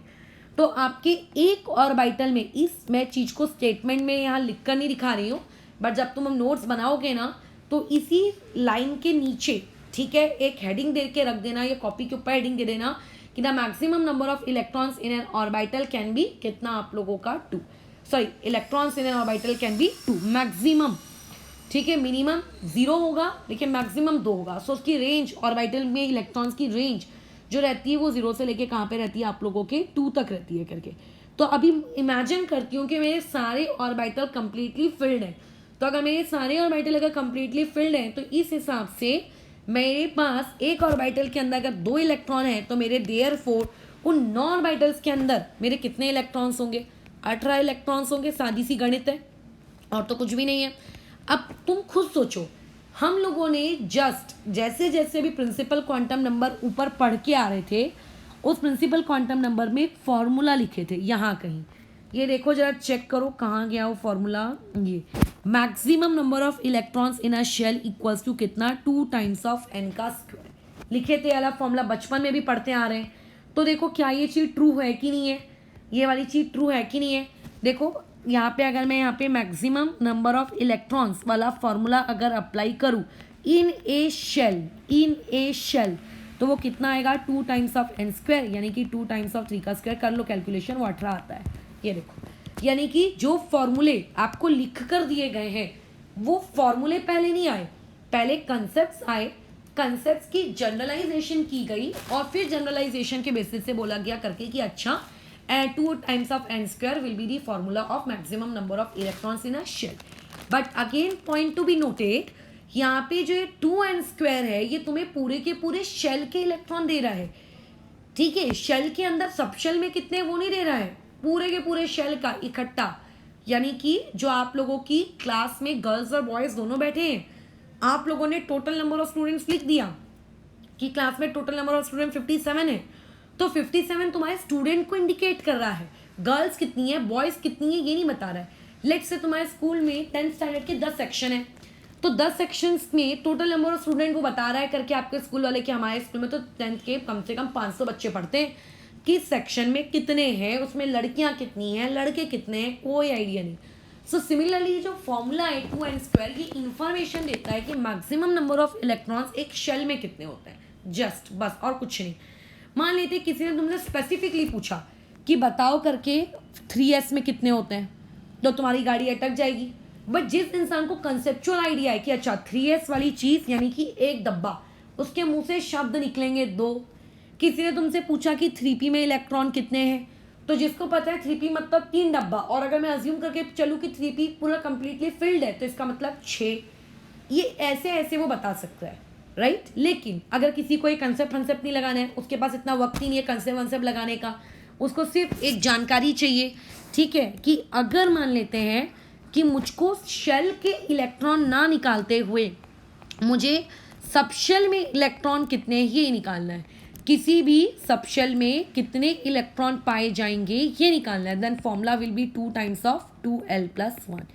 ये सारे फॉर्मूलेज जो निकल के आते हैं ना, ये डिराइव किए गए हैं, जनरलाइज किए गए हैं, बट आपको ये सब नहीं करना है, ठीक है। या फिर सिंपली इसको मैं ऐसा भी लिख सकती हूँ 2 into, ठीक है, नंबर ऑफ ऑर्बिटल्स। क्यों इसको मैंने ऐसा लिख दिया, क्योंकि अभी अभी ऊपर की स्टेप में मैंने तुम्हें बताया था कि नंबर ऑफ ऑर्बिटल्स अगर आपको ढूंढने हैं तो नंबर ऑफ ऑर्बिटल्स को ढूंढने का फॉर्मूला होता है 2l+1 करके, है ना। तो जो अगर आपको नंबर ऑफ ऑर्बिटल्स पता है, जैसे देखो यहाँ पे कितने ऑर्बिटल्स हैं 3, और 3 मल्टीप्लाई बाय 2 करोगे तो आ गए ना 6 इलेक्ट्रॉन्स, सिंपली खत्म। अब इमेजिन करो किसी ने तुमसे पूछा 4s है, 5s है और 1s है, बट ये सबशेल है कि शेल है, पहले तो ये बताओ। सो दीज आर सबशेल, ये तीनों के तीनों कौन है आप लोगों के, सबशेल है। ये भी सबशेल है, ये भी सबशेल है, ये भी सबशेल है। किसी ने पूछा कि 4s सबशेल में कितने इलेक्ट्रॉन, 5s सबशेल में कितने electron. So don't confuse your self कि अरे यार ये 4 वाला है तो इसमें अलग, ये 5 वाला है तो इसमें अलग, ये 1 वाला है तो इसमें अलग। Don't confuse your self with these type of words, right. अपने आप को कंफ्यूज करने का नहीं। तो ऐसे में इसका आंसर क्या होगा, चाहे s तुम्हारे 4 का हो, चाहे s 1 का हो, या चाहे s 5 का हो, l वोंट चेंज, l की वैल्यू हमेशा 0 रहेगी। और l अगर बराबर 0 है मतलब बेचारे के पास सिर्फ एक ही ऑर्बिटल है। अब चाहे वो 4 का हो, 5 का हो, 1 का हो, एक ऑर्बिटल मैक्सिमम कितने इलेक्ट्रॉन कंटेन कर सकता है, 2। तो इन तीनों के में जो मैक्सिमम नंबर ऑफ इलेक्ट्रॉन होंगे वो 2 होंगे। यानी कि आपका जो s सबशेल होता है, ये s सबशेल को अगर मैं अज्यूम करके चलूँ कि वो कंप्लीटली फिल्ड है तो बेचारा मैक्सिमम 2 ही इलेक्ट्रॉन भर सकता है। अगर मैं p सबशेल की बात करूँ तो p सबशेल के अंदर फर्दर कितने डिविजन्स होते हैं और 3 टुकड़े होते हैं p के, तो यानी कि उसके अंदर कितने इलेक्ट्रॉन है, 6 इलेक्ट्रॉन है। अगर मैं d सबशेल की बात करूँ तो d सबशेल के अंदर फर्दर और 5 डिविजन्स होते हैं, यानी कि उसके अंदर 10 इलेक्ट्रॉन है।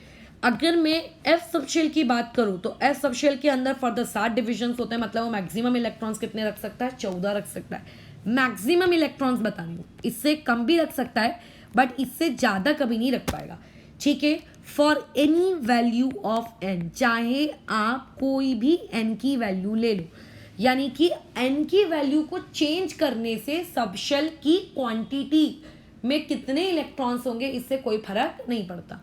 s 2 रख सकता है मैक्सिमम तो 2 ही रखेगा। हो सकता है किसी केस में 2 से कम हो जाए, 1 हो जाए, 0 हो जाए, बट 2 से ज़्यादा नहीं होगा। मतलब maximum number of electron in a subshell is independent of the value of n, ये बात याद रखना। वो n की वैल्यू से उसको कोई भी फर्क नहीं पड़ता है करके। ओके, तो यहाँ पे हम लोगों ने जो टॉपिक ख़त्म किया वो तुम लोगों का एजिमुथल क्वांटम नंबर था। हो सकता है ऐसा लगे कि अरे यार ये क्या प्रवचन चले जा रहे हैं, रुक ही नहीं रहे करके ऐसे प्रवचन। तो ऐसे केस में अब हम लोग आगे बढ़ते हैं करके नेक्स्ट टॉपिक पर। तो नेक्स्ट टॉपिक देखो जो तुम लोगों का है वो है मैग्नेटिक क्वांटम नंबर। ठीक है, मैं एक ही पूरे वीडियो में सारे क्वांटम नंबर्स कवर कर दे रही हूँ, इसको अलग अलग मैं स्प्लिट नहीं करूँगी। तो ये हो जाएगा आप लोगों का मैग्नेटिक क्वांटम नंबर। ये भी स्क्रोडिंगर वेव इक्वेशन से आप लोगों को प्राप्त हुआ है। Can be denoted by the symbol m और it can B denoted by the m with the subscript of l। ये आप ऐसा दोनों में से कोई भी एक इसका नोटेशन आप यूज़ करो, उससे कोई फ़र्क नहीं पड़ता तुम कौन सा नोटेशन यूज़ कर रहे हो। बट ये मैग्नेटिक क्वांटम नंबर हमें क्या इंफॉर्मेशन देता है?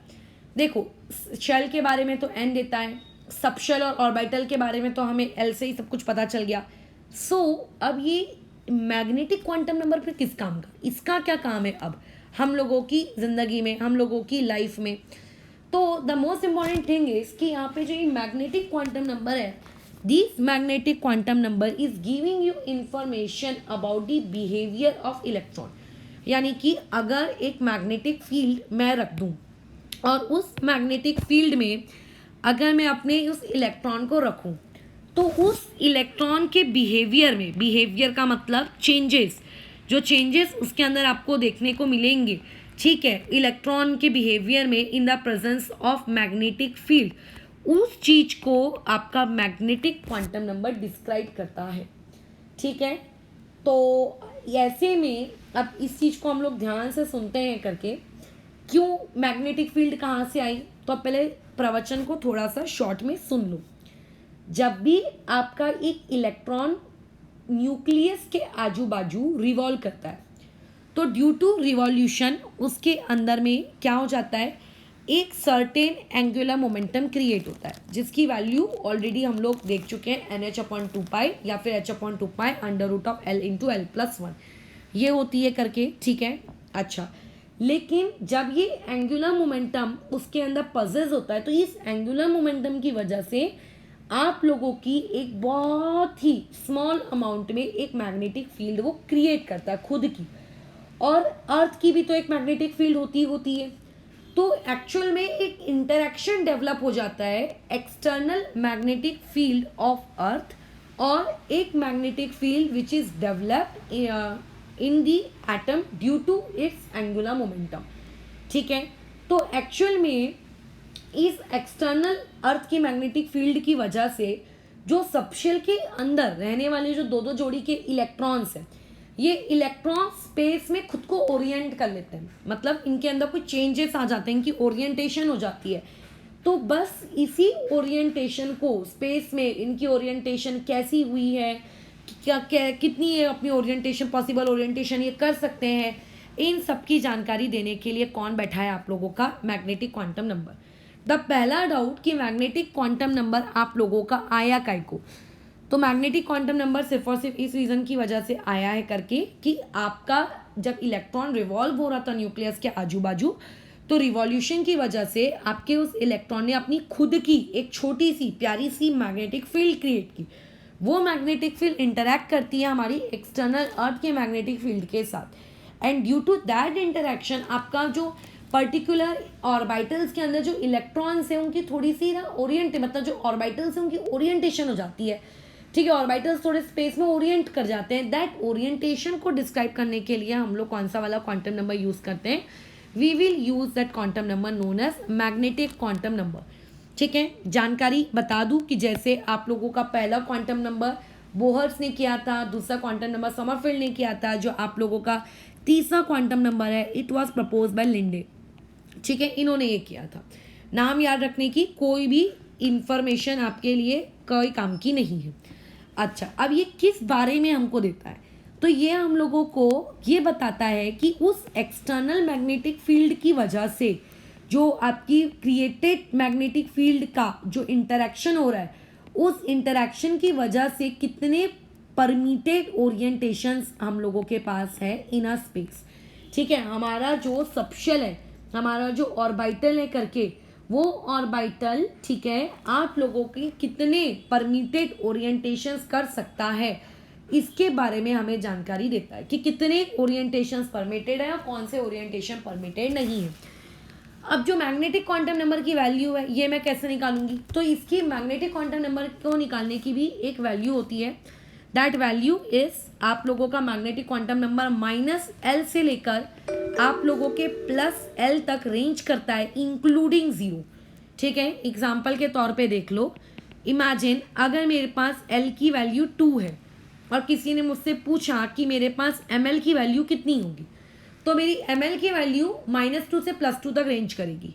तो -2 से +2 तक रेंज करने का मतलब ये नहीं होगा कि सिर्फ -2 होगा या फिर सिर्फ +2 होगा, उनके बीच के सारे नंबर्स होंगे, -2, -1, 0 एंड दैट विल बी +1। ये ऐसे चलेगी गाड़ी हम लोगों की। ठीक है, ये ऐसे हम लोगों की गाड़ी कैसा चलने वाली है करके।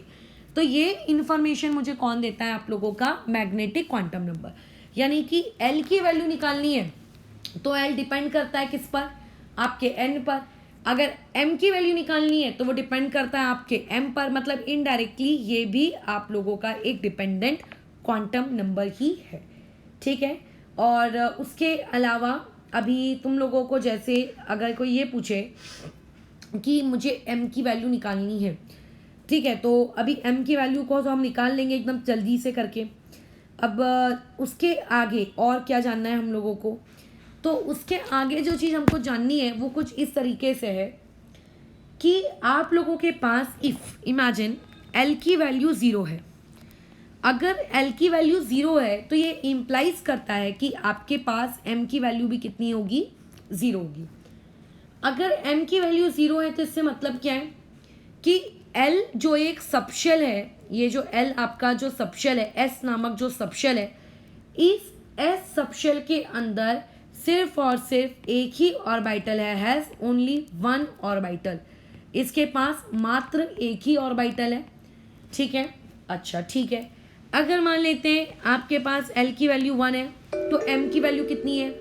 तो आपके पास यहाँ से ये तो समझ में आ जाता है कि L की वैल्यू अगर 1 है तो M की वैल्यू वहाँ पे आ सकती है -1, 0 और 1।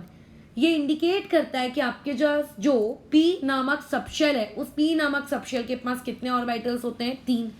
ठीक है, वैसे तो हम लोगों को P के पास 3 ऑर्बिटल होते हैं, ये हमें पहले ही पता चल गया था इस फॉर्मूले से। ठीक है, लेकिन अभी दिख भी तो रहा है करके कैसे 3 सा होंगे करके, क्योंकि M किसके बारे में इंफॉर्मेशन देता है? ऑर्बिटल के बारे में इंफॉर्मेशन देता है। अभी ऑर्बिटल्स को न्यूमेरिकली अगर मुझे सबस्क्रिप्ट का प्रयोग करके डेजिग्नेट करना है, क्योंकि L का मतलब तो P होता है ना, तो कैसे कैसे मैं इनकी डेजिग्नेशन करूंगी? एक को मैं लिखूंगी P-1 सबस्क्रिप्ट में लिखेंगे P0 लिखेंगे P, एक को लिखेंगे। वो तो 3 डब्बे नहीं बना रहे थे हम लोग ऊपर चिपक, उसमें से पहला डब्बा will be called as P-1, P0, एक को हम लोग लाएंगे P1 करके। ये इस तरीके से हम इसको डेजिग्नेट करते हैं या फिर करते हैं अल्फाबेटिकली। तो जिसको डेजिग्नेट करना है PI एंड PY, ये ऐसे डेजिग्नेट किया। ठीक है, ये किसकी है? ऑर्बिटल्स की जानकारी। ठीक है, अच्छा ठीक है। अब द मोस्ट इम्पोर्टेंट ये ऑर्बिटल स्पेस में ओरिएंट कर रहे हैं। मैंने बनाने को तो इनकी शेप एक डब्बे के तौर पे S ऑर्बिटल को भी एक डब्बा, P ऑर्बिटल को भी एक डब्बा, D ऑर्बिटल भी एक डब्बा। बट रियलिटी में आप लोगों का करके जो ये ऑर्बिटल्स होते हैं इनकी एक शेप होती है। ठीक है, इनकी एक शेप होती है। अब जैसे S ऑर्बिटल के लिए M की वैल्यू कितनी आई है? 0 आई है। तो ये इंडिकेट करता है कि S ऑर्बिटल का स्पेस में कोई ओरिएंटेशन नहीं है, ये एक नॉन डायरेक्शनल है। ठीक है, ये एक नॉन डायरेक्शनल है। ये जो आपका S ऑर्बिटल है, ठीक है, जो S ऑर्बिटल है कि आप लोगों का स्पेस में एक नॉन डायरेक्शनल चीज है। ठीक है, ये आप लोगों का एक नॉन डायरेक्शनल क्वांटिटी है। ठीक है, अच्छा इसके बारे में हम आखिरी में देखेंगे क्योंकि मैंने स्पेस अभी छोड़ी नहीं है। फिलहाल P ऑर्बिटल पे बात कर लेते हैं। सो P ऑर्बिटल की कुछ ना कुछ शेप तो होगी। जब हम लोगों ने कुछ आपकी शेप्स वगैरह ढूंढे, ये कोई इमेजिनेशन नहीं है, रियलिटी में उन्होंने कुछ स्टडीज़ की और स्टडीज से उन लोगों ने ऐसा पाया कि इस तरीके की शेप्स सही में एग्जिस्ट करती हैं। तो P ऑर्बिटल की जो शेप होती है उस शेप को हम लोग कहते हैं कि P ऑर्बिटल के पास जो शेप है वो डंबल शेप है। ठीक है, जो पी ऑर्बिटल के पास शेप होती है उस शेप को हम लोग कहते हैं कि पी ऑर्बिटल है डम्बल शेप करके। ठीक है, कि पी ऑर्बिटल की शेप कैसी है, आप लोगों की डम्बल है। ठीक है, डम्बल शेप है। अच्छा, अभी पी ऑर्बिटल्स कितने टाइप के हो सकते हैं, मतलब कितने तरीके से ये स्पेस में ओरिएंट कर सकते हैं। पी सबशेल के मात्र सिर्फ और सिर्फ 3 ओरिएंटेशन पॉसिबल है। ठीक है, ओनली 3 ओरिएंटेशंस आर पॉसिबल, क्योंकि एम की वैल्यू कितनी निकल के आई है आप लोगों की, 3 निकल के आई है। तो मात्र सिर्फ और सिर्फ 3 ओरिएंटेशन ही आप लोगों के पॉसिबल होंगे, जिनको आप डेजिग्नेट करोगे इस तरीके से या फिर डेजिग्नेट करोगे इस तरीके से। कॉमन तरीका ये वाला है, ऊपर वाला उतना कॉमन नहीं है।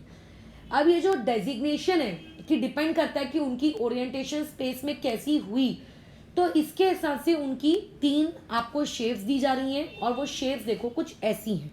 ये पी ऑर्बिटल की शेप्स हैं। ठीक है, ये आप लोगों की पी ऑर्बिटल की शेप्स हैं। These are the shape of P orbitals. ऐसा दिखता है पी ऑर्बिटल, यानी कि अगर स्पेस में 3D में एक्स एक्सेस, वाई एक्सेस और जेड एक्सेस है, तो आपका जो पी ऑर्बिटल है या तो वो अलोंग दी एक्स एक्सेस होगा, तो फिर वाई और जेड में नहीं होगा, और अगर वो अलोंग द वाई एक्सेस होगा तो जेड और एक्स में नहीं होगा। So point number 1 P orbital को लेकर वो ये एक और है करके कि ये अलोंग दी एक्सेस पाए जाते हैं। ठीक है, ये अलोंग दी कैसे होते हैं, एक्सेस होते हैं। ठीक है, ये प्लेन में एग्जिस्ट नहीं करते। ठीक है, ये लोग कहाँ पे एग्जिस्ट करते हैं, आप लोगों की एकदम एक्सेस पर पाए जाते हैं करके।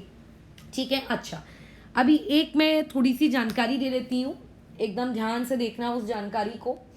जानकारी ये है कि आप लोगों को इस फिगर में ये जो जगह दिख रही है, जो ये ओरिजिन दिख रहा है, this origin is nothing but your nucleus. अब होता कैसे है कि ये एक न्यूक्लियस है, इसके बाजू में ऐसा एक लोब है और इसके बाजू में एक ऐसा एक लोब है। मेरी ड्राइंग अच्छी नहीं है तो जैसी है उसके बेसिस पे समझ लो। ये ऐसे आजू बाजू में 2 लोब्स हैं। ये दोनों कुछ इस प्रकार से नहीं है कि एक ऐसा और एक ऐसा, यानी कि ये सेंटर को टच नहीं करते। ये बात याद रखना, ये जो जगह है इस सेंटर को टच नहीं करते। और ये जो लोब्स हैं, ये लोब्स किस बात को इंडिकेट करते हैं कि पी ऑर्बिटल में जो इलेक्ट्रॉन्स होते हैं वो इलेक्ट्रॉन्स इस तरीके से डिस्ट्रीब्यूट होते हैं, सच दैट कि अगर अपन ने उन डॉटेड डॉटेड जगहों को उनकी एक बाउंड्री क्रिएट की तो एक डंबल शेप का दिखता है, और इस पर्टिकुलर जगह पे कोई इलेक्ट्रॉन पाया नहीं जाता है करके। तो यानी कि जो लोब्स हैं, इनको मैं लोब्स कह रही हूँ, जो लोब्स होते हैं आपके पी ऑर्बिटल के, ये दोनों पी ऑर्बिटल के लोब्स के बीच में एक जगह है जहां पे 0 इलेक्ट्रॉन की डेंसिटी है। तुम खुद सोचो न्यूक्लियस में कैसे इलेक्ट्रॉन रह सकता है ना। यानी कि जो आपको ऐसा लग रहा है कि वो दोनों एक दूसरे को टच कर रहे हैं, बेसिकली वो एक दूसरे को टच नहीं कर रहे, वो एक ऐसा रीजन है करके जहाँ पे 0 इलेक्ट्रॉन की डेंसिटी है। उस 0 इलेक्ट्रॉन डेंसिटी वाले रीजन पे मैं एक प्लेन क्रिएट कर सकती हूँ, एक इमेजिनरी प्लेन। ठीक है, नॉट रियलिटी प्लेन, एक प्लेन क्रिएट किया जा सकता है। इसको मैं अलग से सिखाऊंगी जब नोडल प्लेन्स वगैरह वाला टॉपिक चलेगा, बट अभी फिलहाल मैं बता देती हूँ। मैं एक इमेजिनरी प्लेन क्रिएट कर सकती हूँ उस सरफेस से। ठीक है, जहाँ पे आपके इलेक्ट्रॉन के पाए जाने की प्रोबेबिलिटी 0 है उन दोनों लोब्स के बीच में।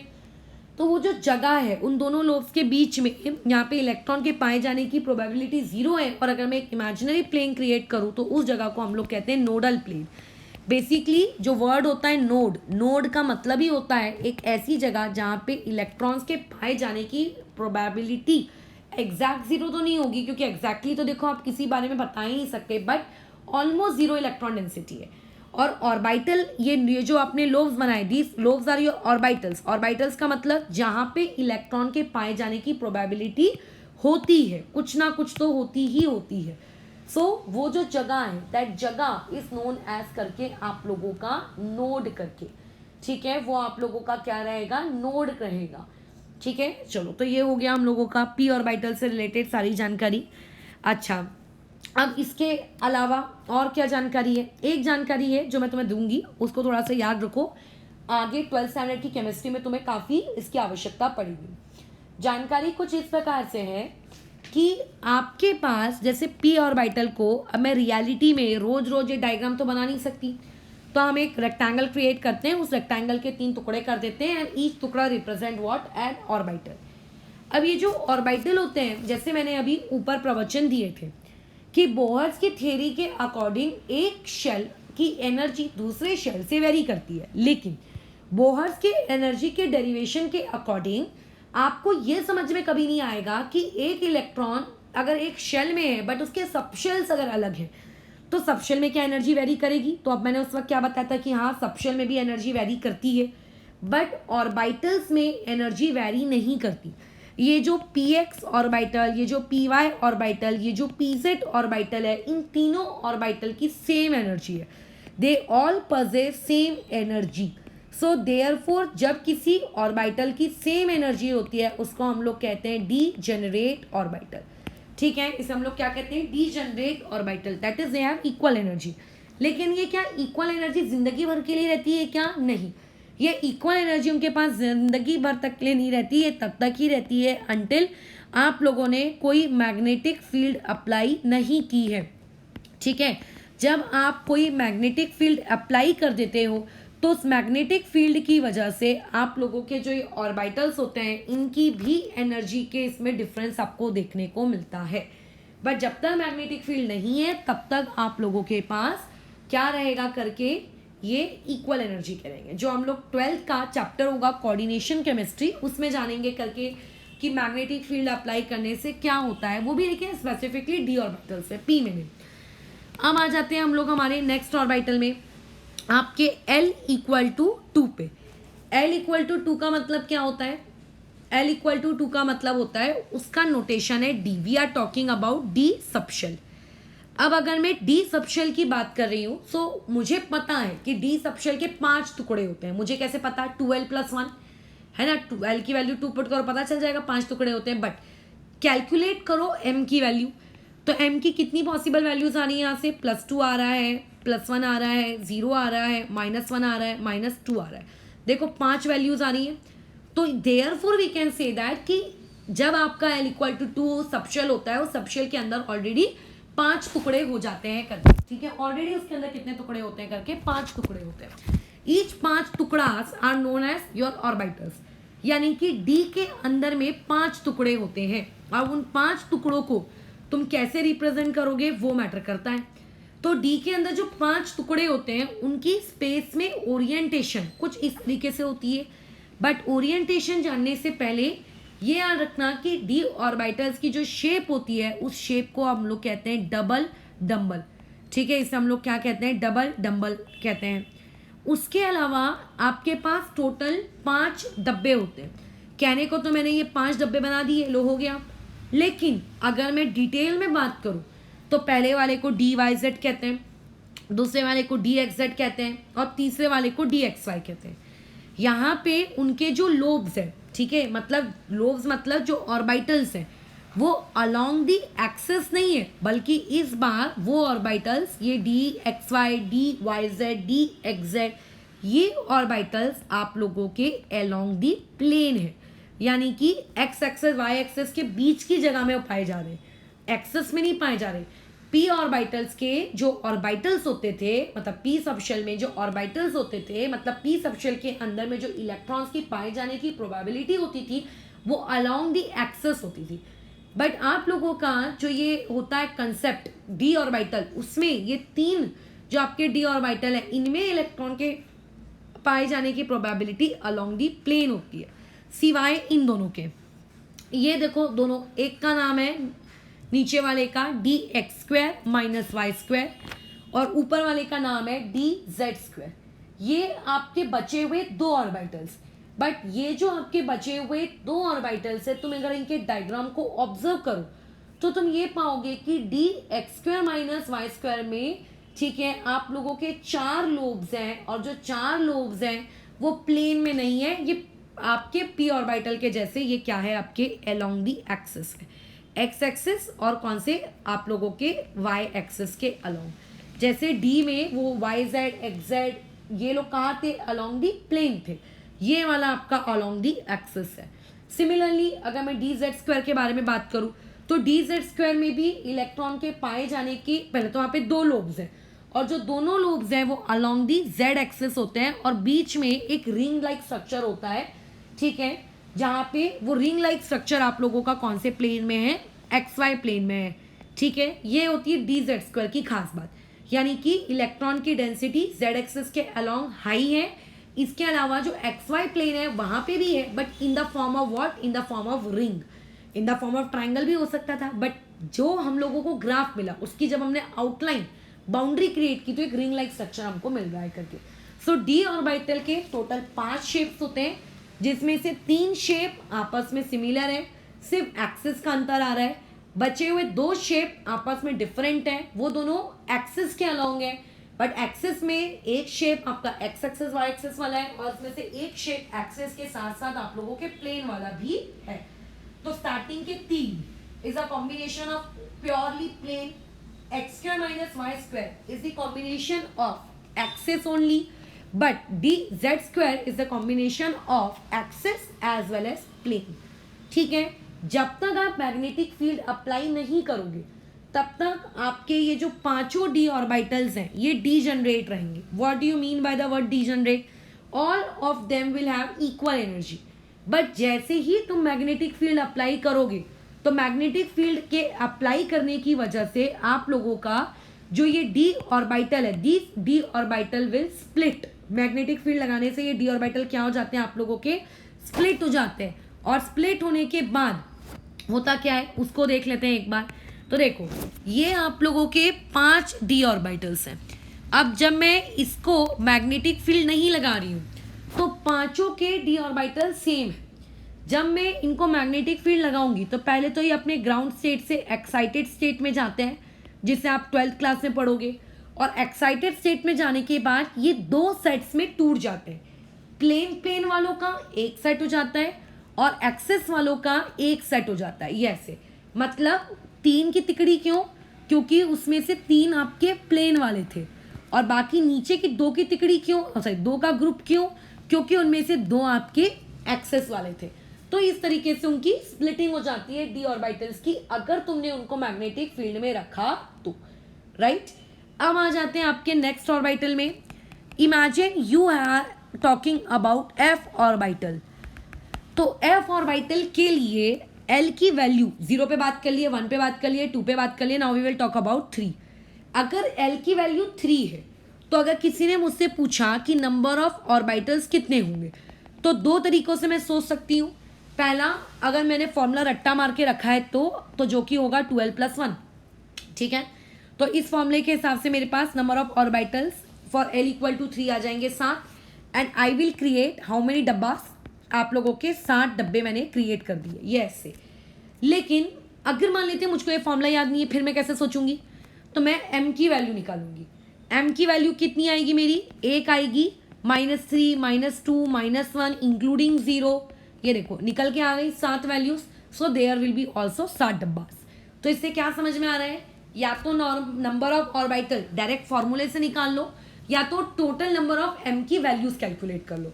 तो जितनी m की वैल्यूज होंगी उतने ही आप लोगों के क्या होंगे करके, ऑर्बिटल्स होंगे करके, ठीक है। अच्छा, यानी कि यहाँ पे 7 ऑर्बिटल्स हैं, p के 3, d के 5 और f के 7, और आगे अगर g h ये सब भी चलेगा तो उनमें भी बढ़ जाएंगे। लेकिन सबसे अच्छी और गुड न्यूज़ ये है कि ये जो आपके एफ ऑर्बिटल है, इस एफ ऑर्बिटल के बारे में आपको कतई इसकी शेप्स याद नहीं करनी है। ये इनकी शेप है जो तुम सिर्फ देख सकते हो। इसके बारे में कौन किसका क्या नाम है, एफ एक्स वाई है, एफ जेड स्क्वायर कौन है, एक्स स्क्वायर कौन है, कुछ भी आपको याद नहीं करना है। You have to just look, आपने देख लिया बस बात खत्म। एक कॉम्प्लेक्स स्ट्रक्चर है इनका, ज़्यादा से ज़्यादा और क्या मैं उसके बारे में बोलूँ, इसीलिए इस चीज़ को हम लोग अभी यहीं पे रोकेंगे कि एफ ऑर्बिटल यानी कि बस खत्म।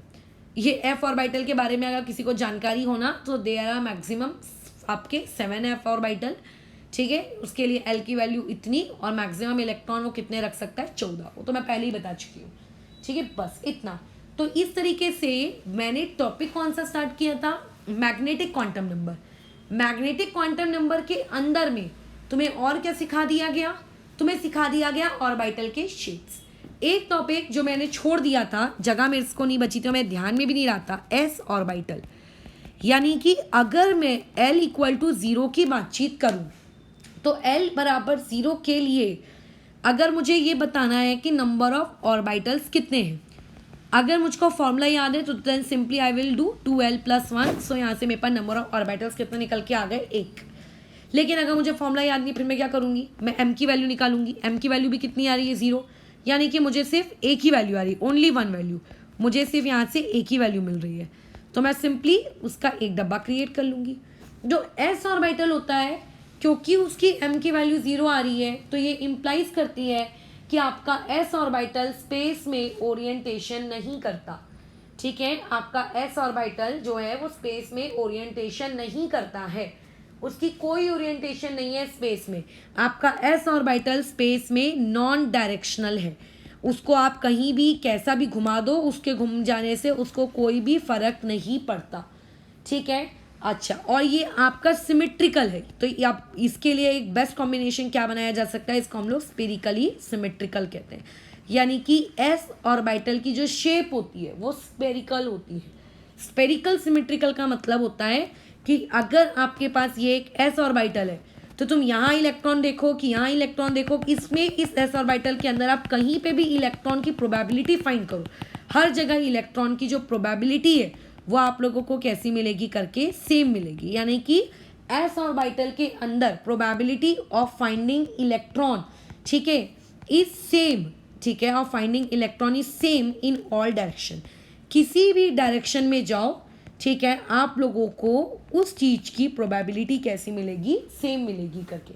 ठीक है, हाँ, लेकिन बस फर्क इतना होता है कि अब जैसे मान लेते हैं आपके पास 1s है, और मान लेते हैं आपके पास 2s है, और मान लेते हैं आपके पास 3s है। 1 क्या इंडिकेट कर रहा है कि वो वाला s n=1 का है। 2s का इंडिकेट कर रहा है कि वो वाला s आपके n=2 का है। और 3s का इंडिकेट कर रहा है कि वो वाला s आपके n=3 का है। तो जैसे जैसे आप न्यूक्लियस से दूर होते जा रहे हो, मतलब 1s अगर से मान लेते हैं ये न्यूक्लियस है, तो 1s के इलेक्ट्रॉन न्यूक्लियस के सबसे ज़्यादा क्लोज रहेंगे। उसके बाद जैसे आप 2s में जाओगे तो थोड़ा कैसा डिस्टेंस पे कम हो जाएंगे क्वांटिटी वाइज। 3s में थोड़ा और ऐसे दूर हो जाएगा डिस्ट्रीब्यूशन उनका, है ना, मतलब इवन नहीं रहेगा, और उनकी कैसा होगा, डिक्रीज होता जाएगा जैसे जैसे आप न्यूक्लियस से उसका डिस्टेंस बढ़ाओगे करके। ठीक है, नोड के बारे में तो फिलहाल मैं बातचीत नहीं कर रही हूँ, तो इस टॉपिक में मैं नोड भी इंक्लूड कर सकती थी, लेकिन वो कन्फ्यूजन का लेवल बहुत ज़्यादा इंक्रीज कर देता। तो एक बार हम लोग पहले क्विक में रिविजन कर लेते हैं कि हमने अभी तक क्या क्या पढ़ा। तो क्वांटम नंबर्स पढ़े। क्वांटम नंबर्स में हम लोगों ने पहला क्या पढ़ा, प्रिंसिपल क्वांटम नंबर, उसके बाद पढ़ा एजिमुथल क्वांटम नंबर, और फिर पढ़ा magnetic quantum number. Magnetic quantum number पढ़ाते वक्त ही मैंने तुम लोगों को 4 प्रकार के ऑर्बिटल्स होते हैं, s orbital, p orbital, d orbital, f orbital, इसके बारे में जानकारी दे दी। चौथा क्वांटम नंबर में अभी पढ़ाने की हूँ। एंड क्वांटम नंबर्स के बारे में क्या क्या जानकारी हम लोगों को पता है वो सब तुम पढ़ लेना, लेकिन इससे मुझे एक एक जानकारी जो मैं पता है मैं ओरली बताती जा रही हूँ। मुझे ये पता है कि नंबर ऑफ सबशेल्स मेरे n के बराबर होते हैं, नंबर ऑफ क्या कहते हैं ऑर्बिटल्स n² के बराबर होता है, और number of total electrons 2n² के बराबर होता है, और एंगुलर मोमेंटम nh/2π के बराबर होता है। मेरे को ये चीज़ें रटी हुई है, अब ऐसे ही तुमको भी रटना है। मैं जब खुद 11th में थी तो मुझको ये उस वक्त भी रटी हुई थी, तो ये ऐसा नहीं है क्योंकि मैं इतनी ज़्यादा क्लासेस पढ़ चुकी हूँ तो इसीलिए मुझे रटा है। मेरे को उस वक्त भी रटी थी केमिस्ट्री, और मुझे अभी भी रटी हुई है। ठीक है, अच्छा, अब एल में आ जाते हैं। एल से हम लोग गए, एल बोलता है कि मैं सबशेल के बारे में बताता हूँ, मैं सबशेल की एनर्जीज़ के बारे में बताता हूँ। तो हमने उससे बोला कि तुम सबशेल के एंगुलर मोमेंटम के बारे में बताओ, तो उसने बोला अच्छा कोई बात नहीं, एल ब्रैकेट में l+1 ब्रैकेट के बाहर h/2π, जिस h/2π को तुम h× भी लिख सकते हो। मैं वापस से लिखना रिपीट नहीं कर रही हूँ, तो टाइम टेकिंग हो जाएगा ना, क्योंकि पीछे इतना प्रवचन दिया है तो उस प्रवचन को थोड़ा सा देख लो। तो वो h/2π के बराबर होगा। ठीक है, अभी उसने मुझसे पूछा कि बताओ एक सबशेल के अंदर में कितने ऑर्बिटल्स होते हैं। तो मैंने उसको बोला कि अच्छा सबशेल के अंदर में आपको ऑर्बिटल्स की संख्या पता लगानी है। एक मिनट, हाँ, सबशेल के अंदर आपको ऑर्बिटल्स की संख्या पता लगानी है। तो अगर n के टर्म्स में निकालते तो n² होता, और अगर मुझे l के टर्म्स में निकालना है तो बोल रहा है कि नंबर ऑफ ऑर्बिटल्स होता है 2l+1। वो मुझे बोलेगा कि नंबर ऑफ इलेक्ट्रॉन्स बताओ किसी सबशेल में कितने होते हैं, तो वो कितना होता है 2 टाइम्स ऑफ 2l+1। ये s, ये हो गई पूरी जानकारी खत्म। अब s में आ जाते हैं। s के अंदर एक डब्बा होता है, p के अंदर 3 डब्बे होते हैं, डी के अंदर टोटल कितने 5 डब्बे होते हैं और एफ के अंदर टोटल में कितने डब्बे होते हैं करके आप लोगों के 7 डब्बे होते हैं, ठीक है। एस मैक्सिमम कितने इलेक्ट्रॉन रख सकता है 2, ये करके रख सकता है 6, ये रख सकता है 10 और ये रख सकता है 14।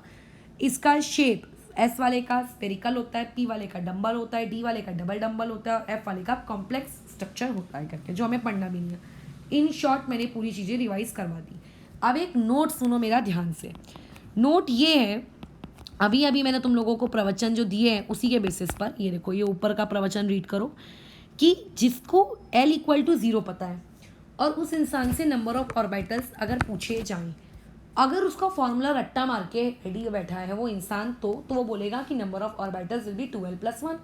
बट मान लेते हैं किसी को फॉर्मूला रट्टा मार के नहीं है, वो इंसान क्या करेगा, वो m की वैल्यू लिखेगा और जितनी m की वैल्यूज आएंगी उतने उसके पास क्या होंगे, नंबर ऑफ ऑर्बिटल्स उसके पास होंगे, बराबर है। जितनी भी आपके पास m की वैल्यूज आएंगी, गिनती m की वैल्यू 0 आई ये नहीं, गिनती हाउ मच, ठीक है। तुम्हारे पास 10 रुपये का एक नोट है तो 10 उसकी वैल्यू है, बट पूछ रही हूँ कि कितने नोट है, तो नोट तो एक ही है ना, चाहे 10 का एक हो कि 100 का एक हो। I am not talking about value, I am talking about quantity.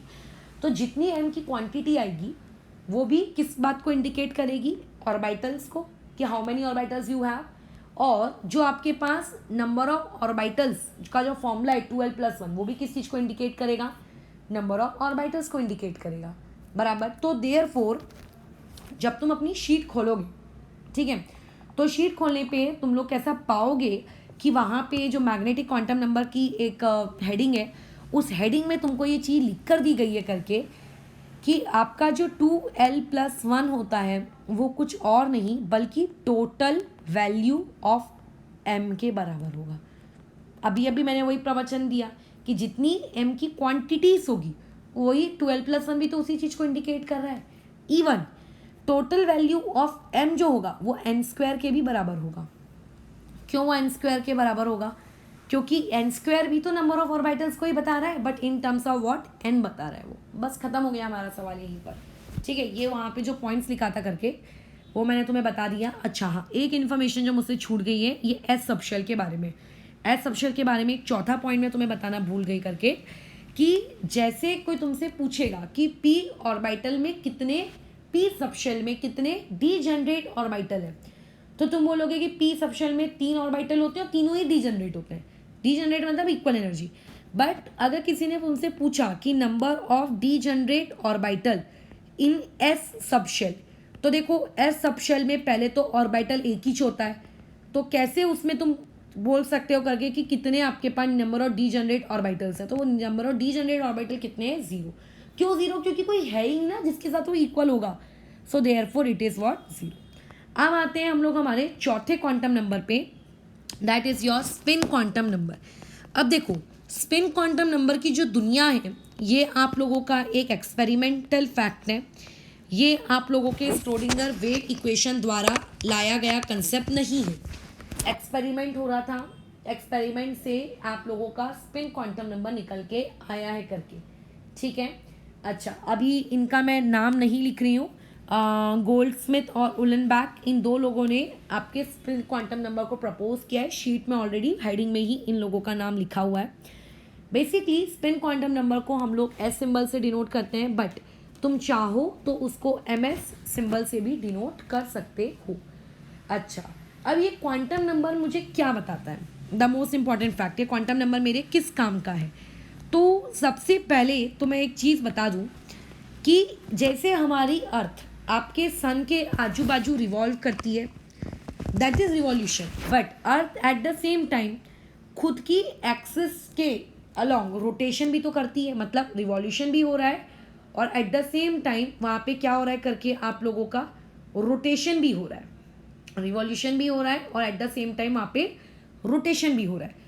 तो सिमिलरली जो आपका इलेक्ट्रॉन होता है वो न्यूक्लियस के आजू बाजू रिवॉल्व तो करता ही है, but at the same time वो अपनी एक्सेस के अलॉन्ग वो क्या करता है करके आप लोगों का रोटेट भी करता है, ठीक है, वो रोटेशन भी दे रहा है। तो जब वो गोल गोल गोल गोल गोल गोल रोटेट हो रहा है तब उसके रोटेट होने के तरीके कितने, 2।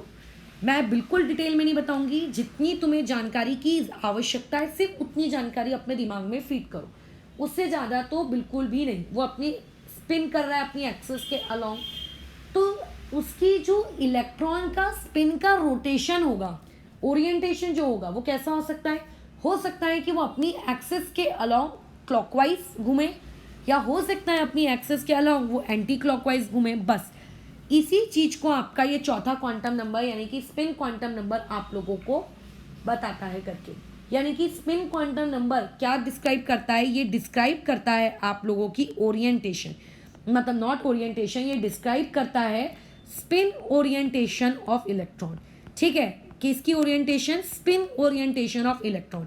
जो इससे ऊपर मैंने अभी बताया, ये आपका मैग्नेटिक क्वांटम नंबर ये ओरिएंटेशन बताता था। किसकी ओरिएंटेशन बताता था? ऑर्बिटल्स की। लेकिन स्पिन क्वांटम नंबर किसकी ओरिएंटेशन बताता है? इलेक्ट्रॉन्स की। ठीक है, he is talking about the orientation of electron. और दो तरीके हो सकते हैं करके, ठीक है, ये दो तरीके हो सकते हैं उसके। कौन कौन से? पहला हो सकता है उस चीज का कि वो क्लॉकवाइज रोटेट करेगा, और दूसरा तरीका हो सकता है उसका कि वो एंटी क्लॉकवाइज घूमेगा। बस, और क्योंकि वो एंटी क्लॉकवाइज घूमेगा और वो क्लॉकवाइज घूमेगा, तो ऐसा मैं मान कर चल रही हूँ, मैंने ऐसा अज्यूम किया है कि जो क्लॉकवाइज रोटेशन है, उस क्लॉकवाइज रोटेशन के लिए हम लोग +½ सिंबल में डिनोट कर देती हूँ, और एंटी क्लॉकवाइज के लिए मैं -½ प्लस क्लॉकवाइज के लिए ऊपर की तरफ एरो, और एंटी क्लॉकवाइज के लिए नीचे की तरफ एरो। तुम चाहो तो क्लॉकवाइज को ट्रिग्नोमेट्री के अकॉर्डिंग माइनस, और एंटी क्लॉकवाइज को लगे तो तुम प्लस ले लो, जो तुम्हें करना है करो, लेकिन सिंबल्स यही रहेंगे। दो ही पॉसिबल वैल्यूज हो सकती हैं, +½ और -½ अब ये +½ -½ कैसे आया? ये वाया एक्सपेरिमेंट आया है करके। ठीक है, स्टर्न लॉरेंस ऐसी करके एक एक्सपेरिमेंट था, उस एक्सपेरिमेंट से ये वैल्यूज हम लोगों ने निकाली है। ठीक है, अब इसमें मेरी बात ध्यान से सुनना, जो ज़रूरी इंफॉर्मेशन है करके। ठीक है, वो ज़रूरी इंफॉर्मेशन क्या है करके कि लेट्स से ये आपका एक ऑर्बिटल है। इस ऑर्बिटल के अंदर अगर 2 इलेक्ट्रॉन रह रहे हैं, ये 2 इलेक्ट्रॉन मेरे प्यारे प्यारे, तो इन 2 इलेक्ट्रॉन में ये चीज़ कतई पॉसिबल नहीं है कि दोनों क्लॉकवाइज घूम रहे हो, नॉट पॉसिबल। या फिर इनमें ये दोनों चीज़ें पॉसिबल नहीं है कि ये दोनों एंटी क्लॉकवाइज घूम रहे हो। जब आप एक ऑर्बिटल के अंदर 2 इलेक्ट्रॉन रखोगे, तो आपको हमेशा इस बात का ख्याल रखना है कि एक आपको ऊपर की तरफ रखना है, एक मिनट, एक आप लोगों को इस तरीके से क्लॉकवाइज वाला रखना है, और एक आपको इस तरीके से एंटी क्लॉकवाइज रखना है। ये आपको रखना है, मतलब रखना है। दोनों के सेम ओरिएंटेशन नहीं हो सकते करके, बराबर है, ये कंसेप्ट तुम याद रखोगे। उसके अलावा एक और इंफॉर्मेशन ये है कि अगर मान लेते हैं एक इलेक्ट्रॉन अपनी एक्सिस के अराउंड अगर वो रोटेट कर रहा है, तो जब वो अपनी एक्सिस के अराउंड रोटेट कर रहा है, तो उसने खुद का भी तो एक एंगुलर मोमेंटम क्रिएट किया होगा। देखो, एंगुलर मोमेंटम 2 प्रकार के होते हैं।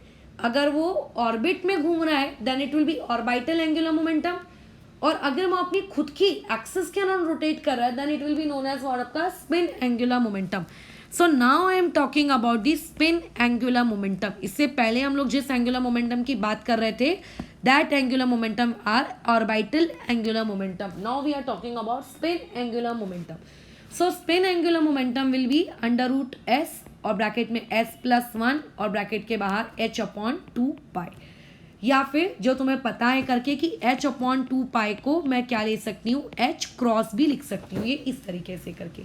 ठीक है, और यहाँ पे आपकी जो s की वैल्यू है, वो s की वैल्यू आप लोगों की ऑलवेज या तो +1/2 होगी, या तो वो -1/2 होगी। इसके अलावा उसकी और कोई दूसरी वैल्यू आप लोगों की यहाँ पे पॉसिबल नहीं है करके। ठीक है, बिल्कुल भी पॉसिबल नहीं है, ये बात तुम याद रखना करके। ठीक है, अच्छा, और उसके अलावा अब जैसे अगर मान लेते हैं s की वैल्यू इमेजिन करें, लेट्स से +½ है, तो तुम एक बार यहाँ पे +½ पुट करके देख लेना, और एक बार तुम वहाँ पे -½ पुट करके देख लेना, तो तुम्हें क्या मिल जाएगी करके, स्पिन की एंगुलर मोमेंटम की क्या मिल जाएगी करके, वैल्यू मिल जाएगी करके। ठीक है, अभी इसमें एक कंसेप्ट और आता है, बहुत ही आवश्यक कंसेप्ट है वो करके। अब वो आवश्यक कंसेप्ट क्या है उसको हम लोग देख लेते हैं। ये इतना इम्पॉर्टेंट है कि इस पे आप लोगों का इस फॉर्मूले के बेसिस से बहुत सारे न्यूमेरिकल्स क्रिएट होते हैं करके, बहुत सारे, मतलब काफ़ी सारे। ठीक है, तो देख लेते हैं करके कि इसको कैसे करना है। जैसे एक स्पिन मैग्नेटिक मोमेंटम मैंने बता दिया। अब एक दूसरा होता है करके आप लोगों के पास, वो होता है स्पिन, ठीक है, ओनली मैग्नेटिक मोमेंटम। देखो सिर्फ ओनली वर्ड का डिफरेंस है। अब ये वाला मैग्नेटिक मोमेंटम नामक भला क्या है करके, इसके बारे में क्या जानना है क्या नहीं है, तो इसका फॉर्मूला होता है EH/2πmc अंडर रूट में S/S+1। अब ये कहाँ से आया कैसे आया उसकी टेंशन ना लो। E का मतलब चार्ज ऑन इलेक्ट्रॉन, M का मतलब मास ऑफ इलेक्ट्रॉन, C का मतलब स्पीड ऑफ लाइट, H का मतलब प्लैंक कांस्टेंट, 2 और पाई तो कांस्टेंट है जैसे तुम जानते हो। लेकिन यहाँ पे S का मतलब क्या है, यहाँ पे S का मतलब +1/2 या फिर -1/2 ना है। यहाँ पे S का मतलब होता है आपका ±n/2 और जहाँ पे n का मतलब होता है नंबर ऑफ अनपेयर्ड इलेक्ट्रॉन्स। ये तुम लोग आगे आने वाली क्लासेस में सीखोगे कि अनपेयर्ड इलेक्ट्रॉन्स किस प्रकार से निकाले जाते हैं। बट राइट नाउ ये चीज़ ध्यान में रखो करके कि जहाँ पे n का मतलब क्या है, आपके अनपेयर्ड इलेक्ट्रॉन्स है यहाँ पे, ठीक है। अच्छा, तो इमेजिन मैंने एक काम किया, ऊपर वाले फॉर्मूले में S की जगह एक काम करती हूँ मैं, वो वैल्यू जाकर ऐसे पुट कर देती हूँ। ये हो गया n/2, यहाँ पे आ गया n/2 + 1। छोटी सी प्यारी सी कैलकुलेशंस है, कर लो। जैसे ब्रैकेट में क्या क्रिएट हो जाएगा, एक मिनट, ये अंदर में क्या क्रिएट हो जाएगा n, यहाँ आ जाएगा आप लोगों का कितना, एक मिनट, n+2 और अपॉन में क्रिएट हो जाएगा 4। 4 को अगर मैं अंडर रूट के बाहर निकाल दूँ तो वो 2 बन जाएगा, और अगर वो 2 बन गया तो बाहर आ जाएगा EH/4πmc। लगे तो तुम टुकुर टुकुर कैलकुलेशंस कर लेना, ठीक है। अच्छा, अब ये क्या है, दिस इज अ कांस्टेंट। क्या है ये, एक कांस्टेंट ही तो है। कांस्टेंट के अलावा ये कुछ और है क्या, नहीं। E constant, H constant, 4 constant, pi constant, each and everything is a constant. यहाँ पे हर कोई चीज़ जो है वो क्या है, कांस्टेंट है।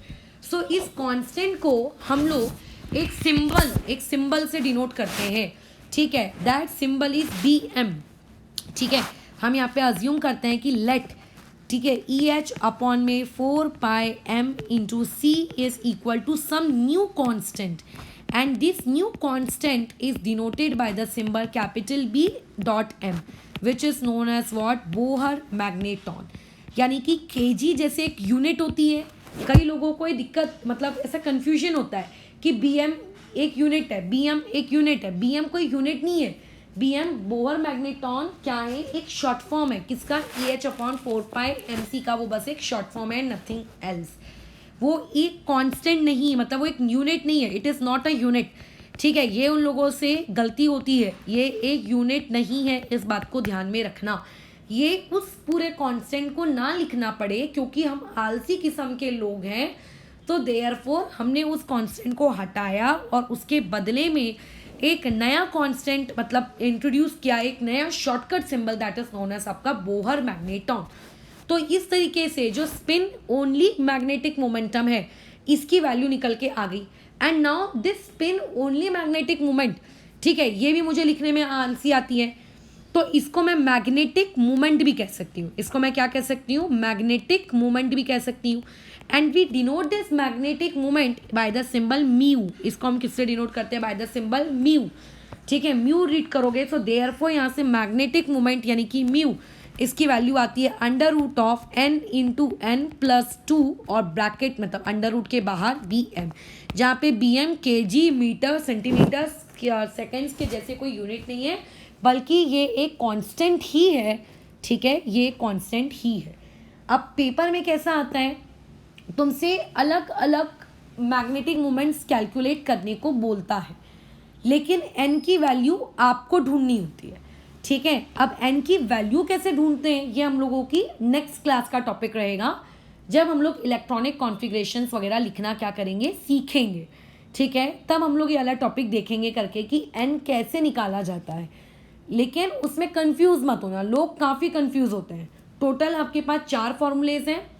ऑर्बिट एंगुलर मोमेंटम, उसके बाद जो कि कितना है NH/2π ये, अच्छा, उसके बाद होता है ऑर्बिटल एंगुलर मोमेंटम जो होता है L मतलब अंडर रूट के अंदर L × L+1 H/2π, और तीसरा होता है स्पिन एंगुलर मोमेंटम जो कि होता है h/2 तो रहेगा ही रहेगा। मैं लिखती जाती हूँ साथ साथ में ताकि दिखते जाए तुम लोगों को। एक मिनट आप देखो, एक होता है ऑर्बिट, ठीक है, एक होता है आप लोगों का ऑर्बिट एंगुलर मोमेंटम जो कि होता है h/2 और यहाँ सामने में लगा दो n। उसके बाद एक होता है ऑर्बिटल एंगुलर मोमेंटम जो कि क्या होता है √L L+1 और यहाँ पे h/2। उसके बाद होता है तुम लोगों का स्पिन एंगुलर मोमेंटम जो कि होगा अंडर रूट में कितना s ब्रैकेट में s+1 h/2। उसके बाद एक होता है स्पिन के बाद ओनली और एंगुलर मोमेंटम जिसको शॉर्ट फॉर्म में मैं क्या कह सकती हूँ मैग्नेटिक मोमेंट कह सकती हूँ। तो ये मैग्नेटिक मोमेंट आपका कितना होता है √n n+2 बोहर मैग्नेट्रॉन जहाँ पे bm की वैल्यू तुमको पता है करके, बस खत्म। ये कुछ कंसेप्ट जो हैं जो तुम्हें क्या करने होंगे, याद करने होंगे। तो अगर अभी तुम्हें ऐसा लगे कि अरे ये तो बहुत कंफ्यूज हो रहा है करके समझ ही नहीं आ रहा है, कितने सारे फॉर्मूलेज हैं, कुछ भी नहीं है। सॉर्टेड तरीके से जब एक बार अपनी नोट्स कॉपी में इन सारे कंसेप्ट्स को लिखोगे तो तुम्हें ऐसा बिल्कुल नहीं लगेगा करके कि अरे ये कितना कंफ्यूजिंग है। एक या दो बार रीड करो, बल्कि ये आपके पूरे एटॉमिक स्ट्रक्चर का सबसे ईजीएस्ट पार्ट है, ट्रस्ट करो। एक बार जब इंसान को ये चीज़ बन जाती है ना, उसको ये सबसे ईजी पार्ट लगता है, बिकॉज नो कैलकुलेशन झंझट, ठीक है, बिल्कुल कैलकुलेशन की इसमें कोई झंझट वंझट नहीं होती है, ये इतना ईजी पार्ट है, बराबर। अच्छा, अभी इसमें मैं कुछ छोटे छोटे प्यारे प्यारे तुम लोगों को इलस्ट्रेशंस करवा देती हूँ, जिन इलस्ट्रेशंस के बेसिस पर तुम्हें एटलीस्ट इतना आइडिया हो जाएगा कि आगे जो तुम्हारे सामने न्यूमेरिकल्स आएंगे शीट वगैरह में उसको तुम टैकल कर पाओगे। जैसे मान लेते हैं आपको मैंने कहा कि आई हैव 2p3, ये मैंने लिख दिया। अभी हम लोग क्योंकि करने वाले हैं काम 2p3, तो 2p3 का मतलब क्या है पहले तो ये पता होना चाहिए। तो देखो यहाँ पे जो इस सामने में 2 लिखा है, ये 2 किस बात को इंडिकेट करता है, n को इंडिकेट करता है, यानी n बराबर कितना है 2। अब यहाँ पे जो ये जो p लिखा है, ये p से हमें क्या समझ में आता है, it gives us information about subshell. So आपका यहाँ पे सबशेल कौन है, सबशेल यानी कि l, तो यानी कि l यहाँ पे कौन है p, और p के लिए l की वैल्यू क्या होती है 1, इतना आपको याद करना पड़ेगा। अच्छा, अब बात आती है m की, what do you mean bye m। तो m अगर l पता है तो क्या l से तुम m नहीं निकाल सकते, क्या होगा m -1 0 और फिर क्या आ जाएगा +1।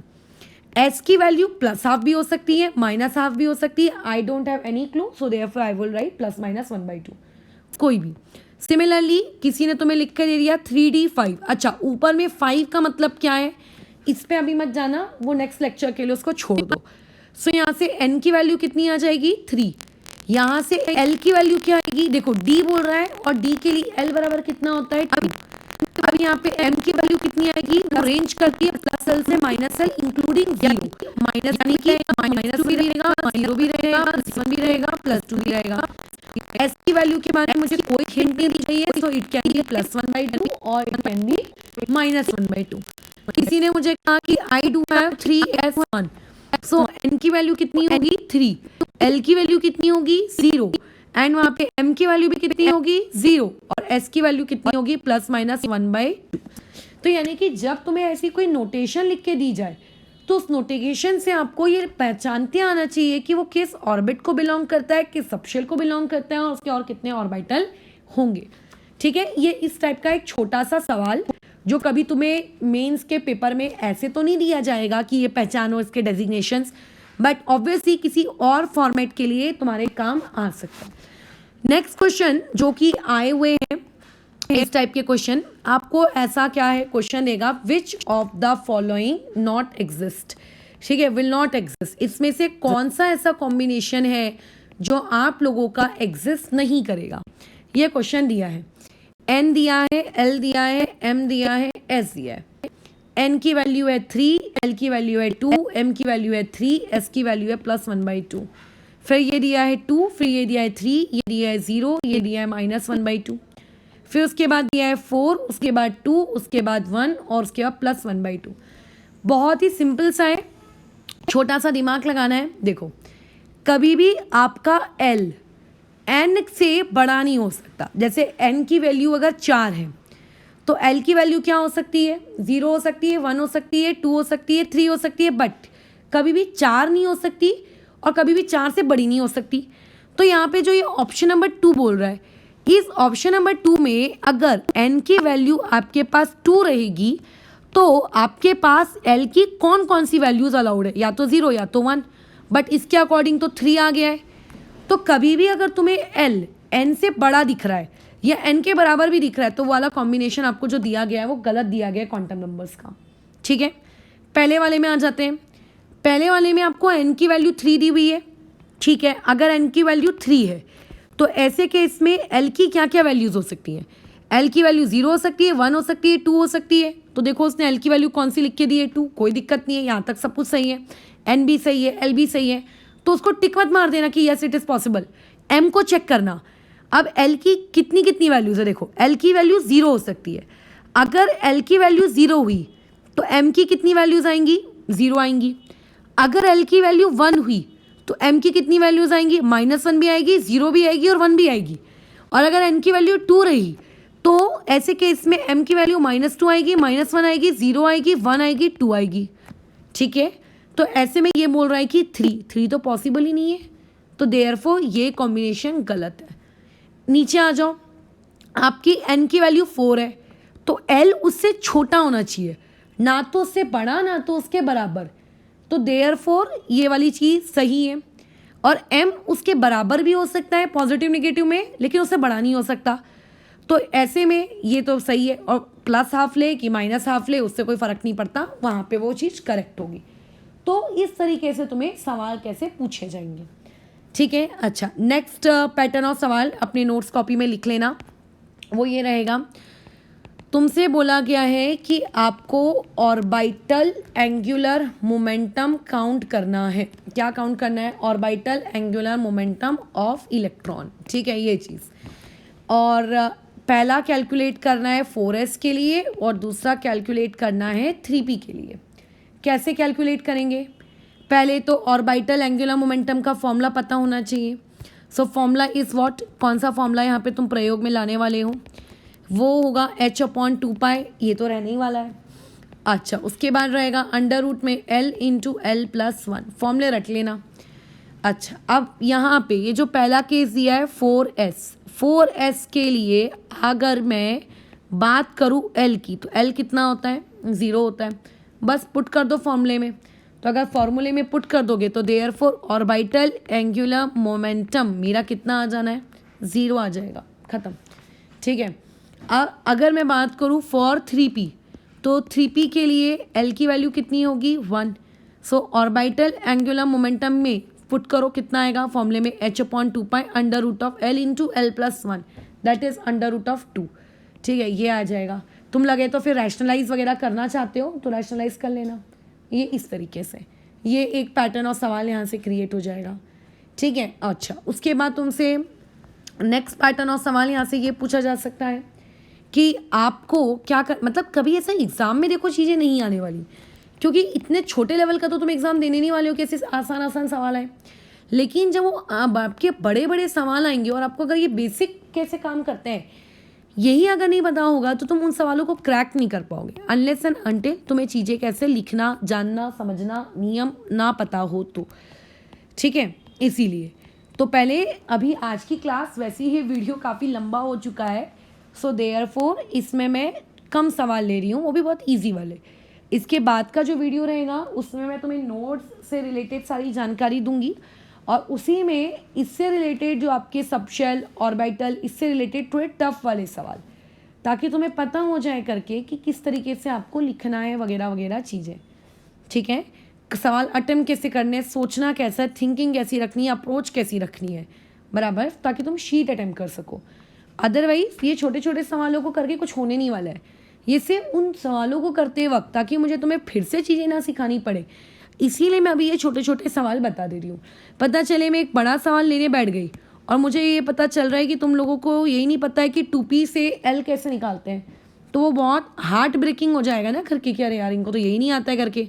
सो देयरफॉर पहले आप अपना एकदम बच्चों वाला काम पहले कंप्लीट करो, उसके बाद थोड़े आगे की तरफ बढ़ो। तो आपको एन और एल की वैल्यू दी है और आपको सबशेल बताना है कि कौन से सबशेल में रहता है। तो जैसे पहले में हमको लिखा रहता था 3D, तो हम लोग ये दोनों इन्फॉर्मेशन लिखते थे। अब हमें ये दोनों इन्फॉर्मेशन दी है, हमें सबशेल के बारे में लिखना है। बताओ, एन तो सामने लिखा जाता है, एल बराबर 1 किसके लिए होता है? पी के लिए, तो ये हो गया 2p। 4 सामने लिखेंगे, 0 किसके लिए होता है? एस के लिए। 5 सामने लिखेंगे, 3 किसके लिए होता है? आपके डी के लिए कि एफ के लिए? एफ के लिए। ये लोगों से गलती होती है, देखो मेरे से भी हो गई, ठीक है, जल्दबाजी के चक्कर में। तो ये आएगा 5f आएगा। उसके बाद 3, तो ये आ गया 3, और 2 किसके लिए होता है? डी के लिए, तो ये हो गया 3d। ये इस तरीके से पगले पगले बच्चों के जैसे सवाल, ठीक है।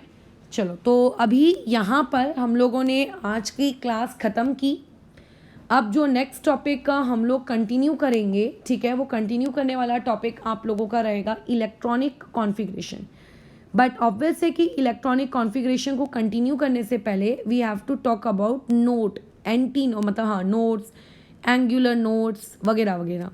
ज़्यादा उसकी अंदर तक फील तो नहीं ली जा सकती, ठीक है।